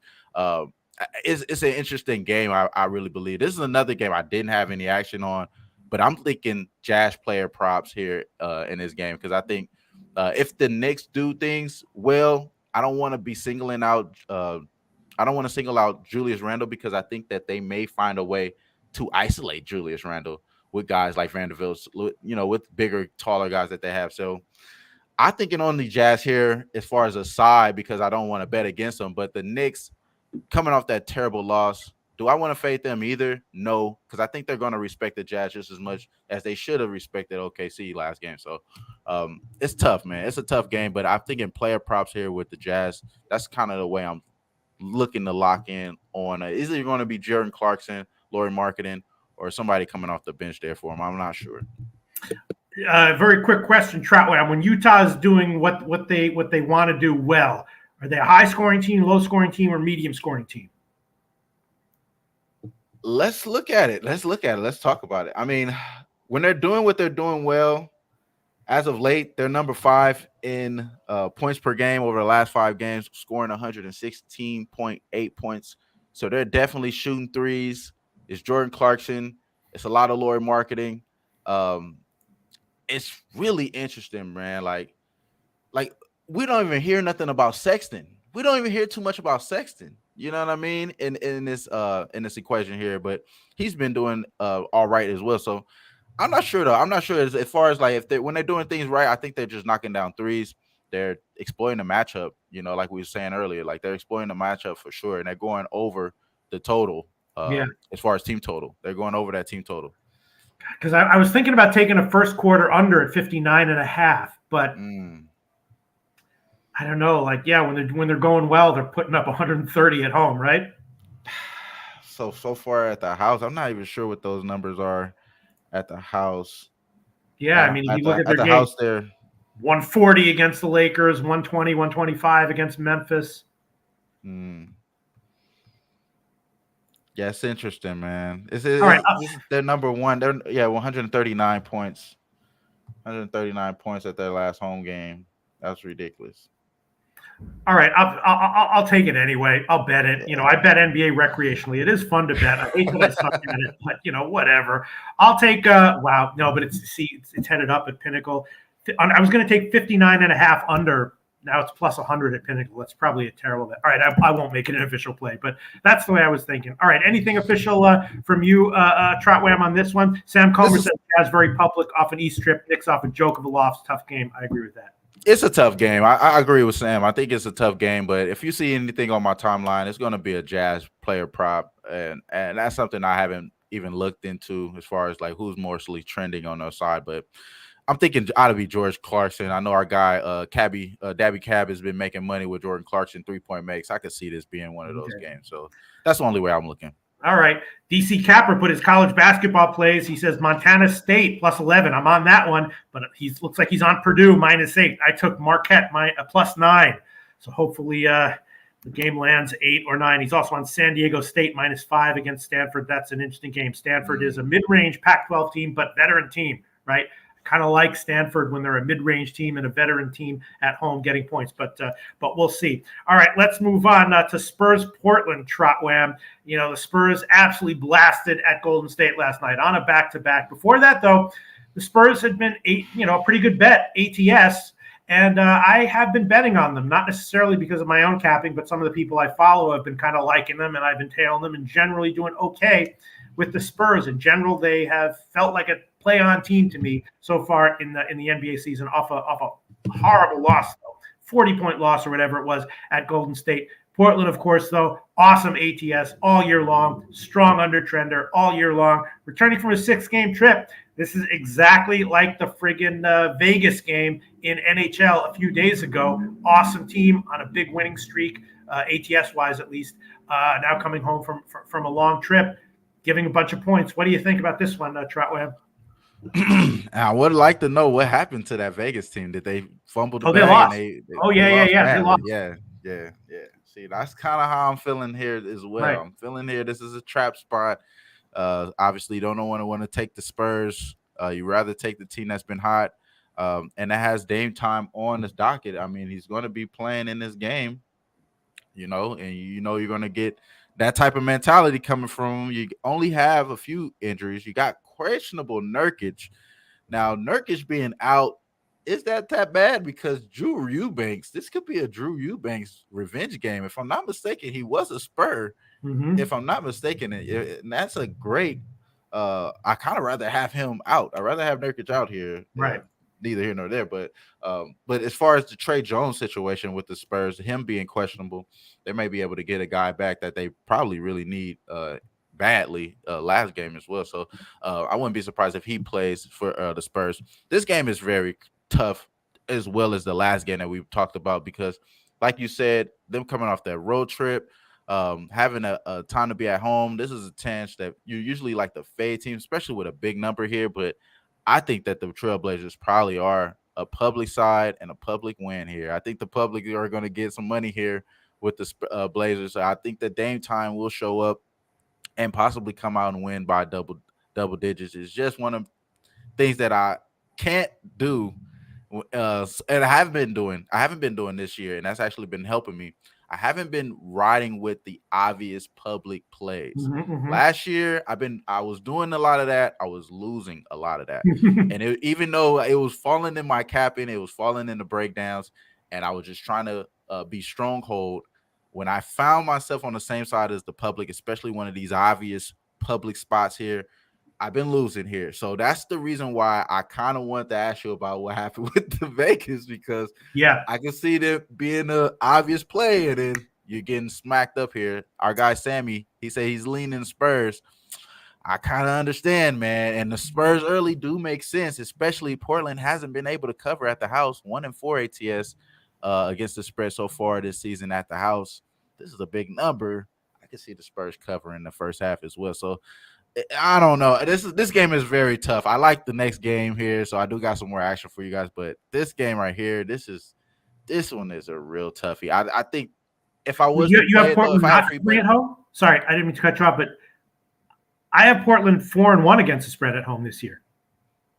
4-1 at the house. Let me see. I just looked at in the first half. Oh, in the first half. Sorry. I was talking about the first half. My apologies. Okay, I'm sorry. I was talking about the first half. He said early. Yeah, that's what threw me off. I'm sorry. He said Spurs early. I said that does make sense because early on, even though they've been covering, like you said, they have been covering, and a lot of that has been a lot of that Dame time that I'm talking about. Right. Like, I can see the public cashing because it's Damian Lillard, man, against the Spurs, who even Trey Jones come out there and play, which is going to be their starting point guard. Like, it's nobody that's going to be able to stop him. He's been actually one of those top guys in the league, even though he doesn't play good defense either. So it's going to be him there. But early on, they've been 1-4 ATS from what and maybe this is wrong or not. Maybe our numbers are a little No, I think you're right. Yeah. In the first half, they've been 1-4. I was definitely leaning Spurs early as well. and I think I might double up first quarter and first half. Take it twice. Let's look at the money. Yeah, all the tickets coming in on Portland, but according to this site, a teeny bit of line value on the Spurs and everything coming in on the under. 57% of the tickets on the under, 97% of the cash on the under. I'd be leaning Spurs first quarter, first half, and maybe Portland team total under, and probably just full game under as well. Yeah, I kind of would agree with that. I'm gonna write down the Spurs early as well, because I think that's something I might have to look a little bit more or hold out a little bit more into, especially if the line starts to move towards the Blazers, which I think it will be. I think you guys are on something there, man. All right, I'll make it 2 picks, and I'll take it 2 ways. I'll take Spurs first quarter, Spurs first half. It's like 2.5 and 4.5. First quarter, let me just quickly do minus 110 at Heritage, and plus 103 at Pinnacle. That's not a good sign. Maybe I'll just take first half. Yeah, why double up on the NBA? Come on. Come on.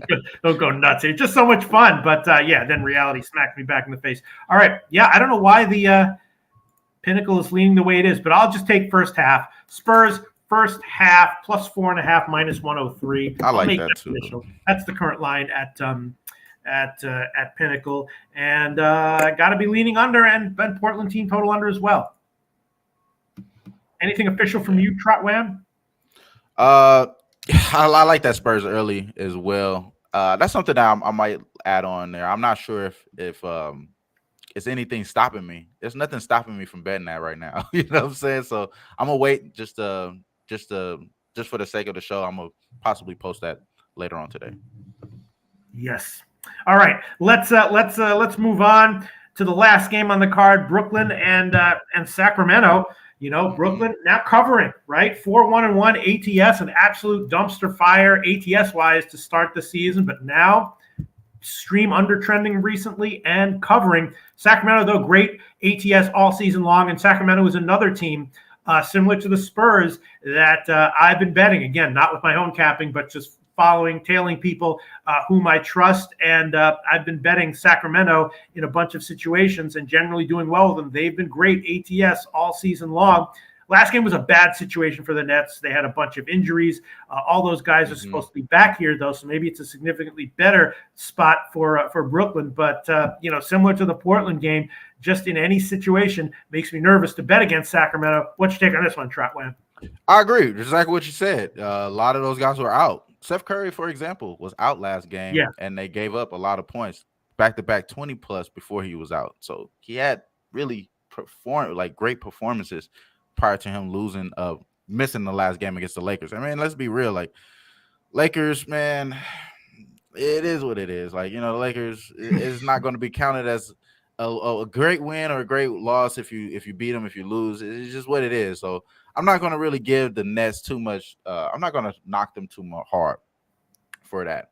But this Kings team, they had that Golden State game in their hands, and they held it down. They did what they had to do. So they beat Golden State the last game, but they almost fumbled it off. They really almost fumbled it off. And it really what showed me is that if you are a world player, you're going to be able to beat this Sacramento Kings no matter how hard they try, no matter how good they are as far as scrappiness and everything. You're going to find a way to beat them. And Steph almost pulled it off.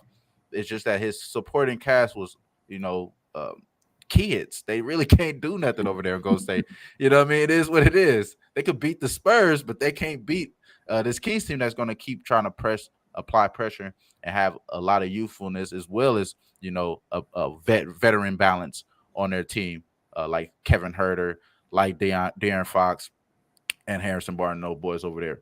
But let's talk about this. Like you said, having Nick Claxton, Steph Curry available, questionable for Yuta Watanabe. I want him out there. He's one of the better defenders on the net. So I do want Yuta out there to be able to defend, use his long wingspan. Ben Simmons, he's questionable as well. I think Ben Simmons probably is going to play here, and the line is going to move here. So this is a play officially for me. I think the Nets are the spot. Even if Ben Simmons doesn't play, I'd rather have Yuta out there. I want Yuta. I'm keying in on him. I don't care about Ben Simmons because the offensive bad shit he's going to bring is not going to equal out the defensive things that he's going to do well. I'm going to just key in on Utah. I want Utah in there. I know I'm going to get the offense for Steph Curry, and I know Claxton's going to be down there as well. So I think the Nets are going to be able to bounce back here after that loss against the Lakers. I'm not really worried about it. I think the market may be a little bit giving the Kings a little bit too much love off of the win that they just had against Golden State. And it may look too good on the box score, but I watched that game. They almost lost that game. They almost fell it all the way off because Steph couldn't have any help after that game. I believe they shot 0 for 7 down the stretch from 3. So those threes really mattered. They could have been knocking down those shots. I think these guys knocked down those shots if they're given the opportunity in the net. So I like them to win this game. I took a money line. Not sure what the best you could get available right now, but plus 110 is what I've just seen it recently at. So I'll take that with the Nets. As far as this Kings team, I like the Kings. I'm one of those guys that had a lot of expectation for these guys to make really well. I think that you're right, Ski. Sabonis PRA, the rebound is going to be bad for the Nets. It's just the shot making going to be good for the Nets. You know what I'm saying? I think the shot making going to be a lot better. It may not be that many rebounds for Sabonis to get. You know what I'm saying? I think they're going to be able to score. I do like the over, too. I think it's going to be one of those games that's going to be scoring on both sides. But I think the Nets hold it down, win this game. KD down the stretch, possibly have to win the game himself, but he gets it done for us, and we get the W. So I took the money line with the Nets. That was some interesting analysis. Trotway, I'm looking at the sites that I look at. One site suggests small line value, sharp action coming in on the Kings. Another site that I look at, though, suggests line value and sharp action coming in on the Nets. And a model that I trust has the Nets as a small favorite here. So I think you might be on the right side with the Nets. And also, the money and some sharp action appears to be coming in on the over, which is interesting because since the Nets have started to cover, they've been a strong under-trending team. But this might be a different situation, you think? Yeah, I think you're right. I think it's definitely. I'm thinking these guys are a favorite. I think these guys are a favorite, and I lost your question here because I seen Skeep say I told him about Debo today. Yeah, I did say Luka Debo. I did mention Luka Debo today. I just didn't lock that in as an official bet. But no, I was just saying that the Nets ATS covers recently have been correlated with unders. You know what I mean? They've been getting right. Yeah, and it's been their defense. And then that has something to do with the coach? You know what I mean? As far as what he's been implementing out there, like I said, I want Utah out there because he's been one of those guys that's been locked in on defense there. So, yeah, you're definitely right. But I'm really looking into Steph Curry being back to that 20-point plus game. I think he has to have another good 20-plus point game in order for us to be able to go over this total. So I'm kind of hoping that it does go over. So maybe I'm just a little bit hopeful, but I believe your analysis is correct as far as it's been correlating with the under. Yeah. As far as some wins. I mean, based on everything you've been saying and everything I'm looking at here, I want to pull the trigger on Nets team total over, but it's 112.5. They haven't gotten that in 6 games. They haven't even gotten close to it in a bunch of these games. You know what I mean? Especially not on the road. Yeah, not at all. The NBA is so hard. Shout out to anyone who does well in the NBA. Man. Not at all right. Last time it was against Washington or New York. They had the New York game 112, 128 against Washington. Yeah, that's suspect defense on both of those teams. You know what I mean? Yeah. Yeah, no. Bella B 69, no full line value in NBA, right, Pete? Yeah. As of right now, nothing even close. A little bit of small line value on a bunch of these sides that could easily change. All right. I'm just going to go personally with one official play on today's card. Spurs, first half, plus 4.5, minus 103. Trotwam, review all the official plays you've given in this show, please. Yeah, man. I like the Nets plus 110. It's available right now. You can get that money line plus 110. And also, I did lock in the show under 229 for the New Orleans Pelicans game. I like that under a lot. I think it's going to be a playoff style type game, being that it's a TNT game. You're getting one of your better defenders back in JJJ. Possibly ain't going to play that much, but I think the defense is going to be a lot helped out, especially without the three-point spark guy out there with Desmond Bain. So give me the under 229 at minus 110. and the Nets money line plus 110. Sounds good. Trot Wham. So remind us all again, any first-time viewers, what are the NBA shows you do every week? Yeah, so I do the NBA Pub Hub. Now it's only on Mondays. I'll be popping in here with my guy Loshak and also Jimmy the Bag throughout the season as well. And then also we do our own show, Who Bangin' Sports Talk, Wham Talk throughout the week. Just be tuned in on the Twitter handle @TryWham. More information coming soon. And everyone follows Ski Prophet on Twitter and everywhere. Guy is really, really on the ball with everything he does. All right, Trot Wham. Whew, NBA is so tough. Thanks so much. We'll see you again next Tuesday, hopefully.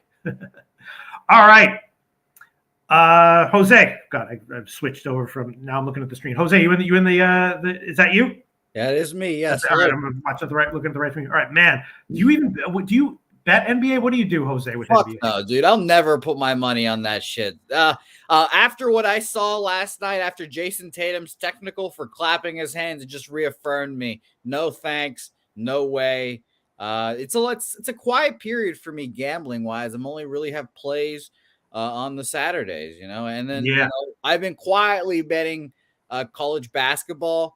I do not watch the games, I'll be honest, but I just bet my guy Connor Mack and Bobano's best bets, Cab's best bets coming up on net profits this week. But yeah, no, I've been don't even watch those fucking games. No chance. I only watch baseball and football, really. Yeah, when I know if I feel lost in some market, I know there's a bunch of smart people with awesome models who are just killing it. Good for them. I think I probably am up in NBA this year though. Just tailing people that I trust. We got some good cappers at Pub Sports Radio. You were talking about my 65% or whatever it is. Guess what? I don't cap the NFL. There's no deep research in the NFL. I just listen to the Pub Sports Radio heads and I cap the cappers, as you would say. So yeah, Pub Sports Radio has made me a 65% NFL better right now. So I don't know. Maybe it's not a coincidence. All right. Well, let's talk about the two Maction games going tonight. First week, I was 2-0 in my official plays. Last week, 2-1 in my official plays. These are tough games. Today there are two tough games. Anyone in the comment section, let me know what you think. I did make a couple of bets, although I don't feel great about either of them or any of them. But I think they're interesting. I guess we can start with Ohio and Ball State. Interesting, right? I think Ohio. I love this team, Nate. I've loved this team. I mean, my friend Nate's just dominating. I bet him twice this week or this last 2 weeks, and they've covered. Ball State, you mean? Yeah, Ball State. Yeah. I believe, I can't my memory shot, but I believe that in week 1, Ball State was one of my winners, and I think Ohio was one of my leans or whatever. Anyway, Ball State, a nice team, flawed team, a little bit underachieving, and Ohio, of course, awesome. 6 straight covers. I've been on them a bunch of times. All of those covers have been by margins, right? Ball State, 2 straight covers, covered against Toledo last week as a double-digit dog. Oh, that was one of the ones you had, right? Yeah. Too. Yeah, it was a close game. It was a heartbreaker. It was for first place. The offense just couldn't get there for the outright win. I had both money line and spread, and I've had money line spread both weeks, and I'm going to keep doing it again this week. How my cap, Loshak, my friends on the staff, I'm going to keep betting Ball State, and it's 2-0. It's 2-0. Yeah, I'll tell you. Yeah, last week I had Toledo. I got it at -11, closed at -14. Of course it loses. Of course it loses. But since I beat the closing line by 3 points, I wrote it down as a win in my spreadsheet. I know we set that precedent. I'm glad we set that precedent. Good. Denial ain't just a river in Egypt, baby. Ball State, Ohio clearly has been the better team statistically this year. I'm on Ball State. I bet it at +4. It's a low line. Obviously, it's a home game. There's supposed to be some snow and rain to start. Clearer later. I haven't updated the most recent weather report for this one. I'm a little bit worried because class tends to show late. So I'm worried that maybe Ball State first half or first quarter might be a better bet. But both these Ball State was picked to finish last in the West preseason. A very resilient team. They fought all year long. Ohio was also picked to finish 5th. And and they've been awesome. But they do have, some guys on the offense who, have been productive and not quite get it, putting up as many points on the board as they probably should. Ohio's a difficult team, though. They're awesome offensively. I was also leaning over, but I didn't pull the trigger on that. But I did take a shot with Ball State, and I bet them down to 3.5. The line is headed in that direction. And according to the site we look at, there is half line value on Ball State here. 37% of the tickets on Ball State, 55% of the cash on Ball State, and half line value on Ball State. As far as the total, everything's on the over, which I would also agree with as well. About 2/3 of the tickets on the over, 98% of the cash on the over. So I'm definitely leaning Ball State. I bet it. Probably give it official here and leaning over as well. And I guess that would also mean leaning Ball State team total over. Let's look at the comments section. Ask you a random gambling question after you hit the comments. Yeah. Chili Dog Dooley. Shout out to Chili Dog Dooley. Ohio team total over 29.5. I like the over as well, so I don't hate that. Ohio is a very productive offense. And by the way, someone's asking about the Toledo number jumping. Last week, the reason it jumped was because Daquan Finn, who was banged up, played last week and he should be in this week as well. Coin has Ball State +4. Yeah. Looking at other comments, it's just Ohio's a legit great team in all three areas. But my numbers said take Ball State. My gut says don't take Ball State, but I bet it. So I guess I'll give it as an official play anyway. What the hell? Ugh. Join us, Pete. Join us. Yeah. Are you on Ball State? Down to 3.5 at Heritage. Are you on Ball State? Yes. Did you already bet it? You did? I'm going to bet it right now. My question was actually going to be, since such a lull period, you probably don't have these lull periods of gambling, but if you were in a lull period where you don't like betting, say the NBA, would you double your unit size, or would you just stick to your regular unit size because there's less games to bet? Definitely stick to my regular unit size. Although there can be the argument made that if you, that you can have the confidence level is for me. I've talked about this many times, but the confidence level for me is much more important than the actual edge on the way that I analyze the numbers. And so, if you're just eyeballing things, your confidence level can be higher. If you're not so overwhelmed. It's so funny you say it's a lull because people who do college basketball, this is the most insane time of the year.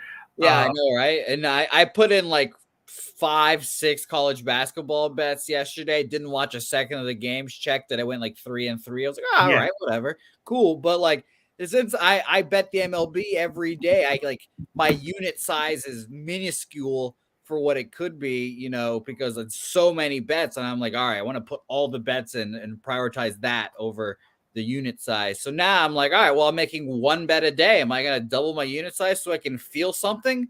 God, it's so funny. For me, baseball season is the wonderful relief of lull time every year. But Slow Jams Arsenault says Ball State is not chopped liver. No, of course not. Still playing for a bowl game? Yes, absolutely.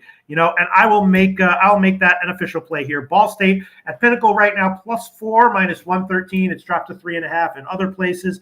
Also leaning over. I didn't pull the trigger on it, and now it's up to 57, which is not surprising. And I wish I had bet it, but I didn't, and I'm not going to make that official. But I'll make Ball State an official play, +4 -113. I also bet them first half, but I don't want to double up on it because Ohio is a scary and legitimately good team, and they've been covering by margins week in and week out. That is scary to bet against. But there you have it. And your friend, did your friend ever tell you not to bet against Ball State?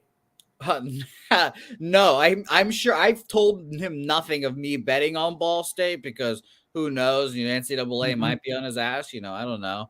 I don't know if you saw that story, Pete, but a Virginia Tech linebacker bet on the NBA Finals. It was a legal bet, whatever. Bet on the NBA Finals, reported it because he found out he wasn't supposed to, and then got the NCAA was like, "Oh, okay, thank you for reporting it. 6-game suspension for you." So I would rather that not happen to him, but I do every time I gamble on Ball State, I send him a good luck message as my indicator of I'm betting on you today, Nate. So the NCAA sends the message: if you've done anything that you shouldn't have done, lie. And that's what I'm telling all Pub Sports Radio people now, anywhere you are. If you've done something that you know the authorities will disapprove of, lie. And then even if you get busted, keep lying. And then they say, we have the proof right here. Just be like, you don't. Wasn't me. That's what I do. Look at this. With the mustache, the collar. With the mustache, yeah. It wasn't me. Loshak, we know you did it. Wasn't me. Done. What are they going to do? All right, so I'm taking Ball State. Man, that's God, they should be like, all right, yeah, you're betting on the NBA. Whatever. Just gets in my craw. Next game is the Toledo game. Now, again, Toledo is a great team. Daquan Finn is awesome. A little bit banged up. They're sometimes great as a favorite, sometimes not. And there's been sharp action all year long on their unders, which has confused me and has not really been that accurate. This game's a little bit different, though, because Bowling Green is a very sort of methodical team. So this is one game where I was kind of leaning under with Bowling Green. And Toledo, they've already clinched the MAC title game, right? They will want to win because they're doing so well and getting another win. They want to get be an historically good Toledo team, but they've clinched the MAC title game. I'm pretty sure they're going to want to protect Daquan Finn, not get him injured. I'm thinking that this is a game where I've disagreed with all the line, with all the action coming in on Toledo unders all year long, mostly. This game, though, I am kind of liking the under. I think Toledo will be conservative, especially in the second half. They have a lead. I think Bowling Green, coming off a shellacking by Kent State, is going to try to shorten the game, and they're methodical anyway. They also have a pretty good defense. Their success in the middle of the season was largely due to improvement on defense. They held a bunch of MAC teams down. Toledo's a tough team. Daquan Finn is awesome, but again, I don't think they're going to have Finn out there going 100% the entire game, and so it's tough. It's not a super high total, and Toledo can put up 50 all by themselves, no question about it.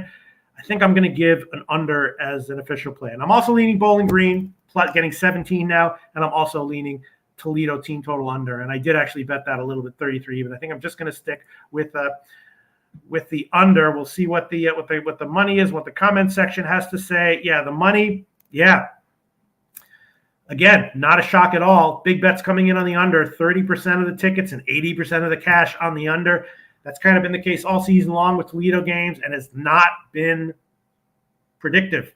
Been wrong a lot of the times. And as far as the action, wow, everything on Bowling Green, 30% of the money, 30% of the tickets, 98% of the cash on Bowling Green. I'd be leaning that way as well. But then why has the line jumped? Not exactly sure. I was assuming Finn was in from the start, so I don't think it's news on Finn. Let's see. Well, I mean, you could always just tell yourself, look what happened last week. That line kept going and going for I forgot who Ball State played last week anyways, but they kept going and going, and then Ball State covers pretty easily. Pete, maybe you could be on the other side of that for once. Yeah. No, I mean, maybe I'll double up. Maybe I will take Bowling Green because it is a big game. And again, I don't think that Toledo is going to – I think Bowling Green is – especially after the blowout last week, they're going to be fighting tooth and nail to the end. I don't think Toledo is going to be. If Toledo gets a 2-touchdown lead, I think they might just try to run it out. And I think they might be successful doing that. Definitely leaning Bowling Green. Definitely leaning under. I have to decide what I want to make official here. All right, I'll make under an official play. Jose Bouquett. I'll make under an official play. I'm seeing 50 minus 105 right now at Pinnacle. I'll take that one. Bowling Green, Toledo under 50 minus 105 as an official play. Really leaning Bowling Green plus 17 as well. Man, I really am leaning Bowling Green. Maybe I should hold off, right? What do you think? Yeah, maybe this line keeps going up, like you mentioned. Maybe it keeps going up. Maybe you get 18.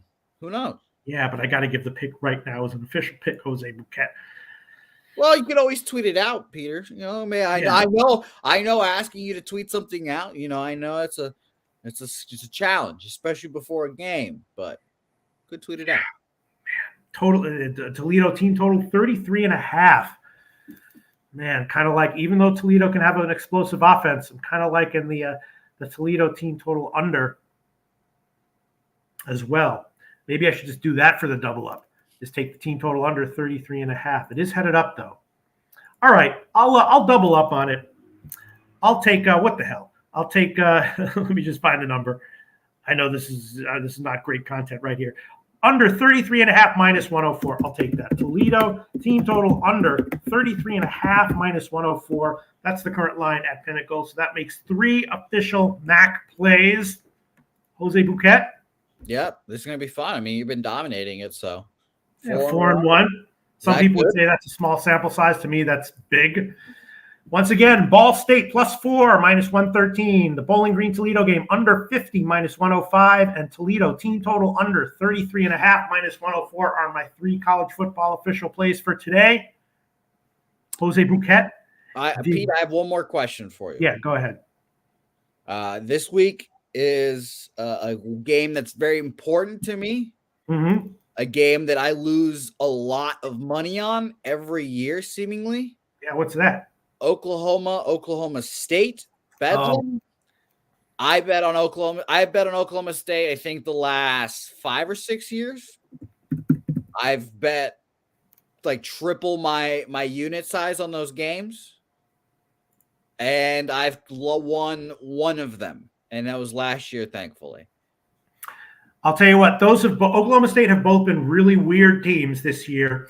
Yes, there was a few. I've had a pretty good read on both of them, including when the sharp money has faded them, and I disagreed with it. This game, though, I looked at briefly, have no opinion on the opener, and I'm going to revisit it later on. But unfortunately, I don't know what to tell you. I have no bet on this game yet and no real opinion as far as possible value is concerned. That's likely to change by Friday. As of right now, got basically nothing. I'll send you my official opinion on it if you want. Please do. Please do. I'm going to bet it significantly, and it's going to hurt my feelings. And if Spencer Sanders doesn't play, then Oklahoma State's fucked. But I expect him to play because he rescued them last game late. And I think Oklahoma sucks. But them being 7-point favorites just absolutely broke my mind. And I thought it was going to be like a 3-point favorite for Oklahoma State. I honestly thought Oklahoma State was going to be favored in Norman. But it's crazy. So I'm gonna lose my mind over that and slowly go into madness. Yeah, I mean, what's the injury? I mean, yeah, it's Iowa State last week took huge, sharp action against Oklahoma State, and I didn't understand it at all. And at the last minute, I tailed it. And, of course, Oklahoma State won outright. And I'll tell you why. It's because the quarterback situation. The Oklahoma State's quarterback situation is horrible. Spencer Sanders has a hurt shoulder. Fucking Mike Gundy does not want to say what's wrong with it. Just a hurt shoulder, banged up, whatever. Wasn't healthy enough to start. So they threw his kid out there. By the way, his kid is on the team and he's a quarterback. Fucking sucked. Horrible. Nepotism at its finest. And then eventually Mike was like, you know what? I'm fucking sick of it. And threw Spencer Sanders out there late in the game. And he led the drive, came back. I was told that, or the good analogy was he's an F1 driver just driving a smart car or some sort of bullshit. He's a good quarterback, but everything around him is just shit.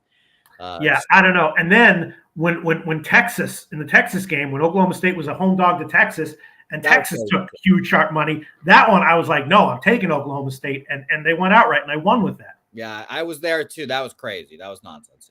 I was on Oklahoma State there, so I gave it all back by betting against them with Iowa State. Anyway, it's a great time of year. What a wonderful time of year. Jose Bouquett once again. It doesn't matter how you do it. When you're putting up that kind of a record in NFL, it's very, very impressive. And it was a very nice show. Jose, I think I look pretty nice. This show, can you maybe take a screenshot of the way I look now and put that in my thumbnail? You want to pose? You want to give it a pose? Some sort of pose? You're feeling good right now? There we go. I got it. Beautiful.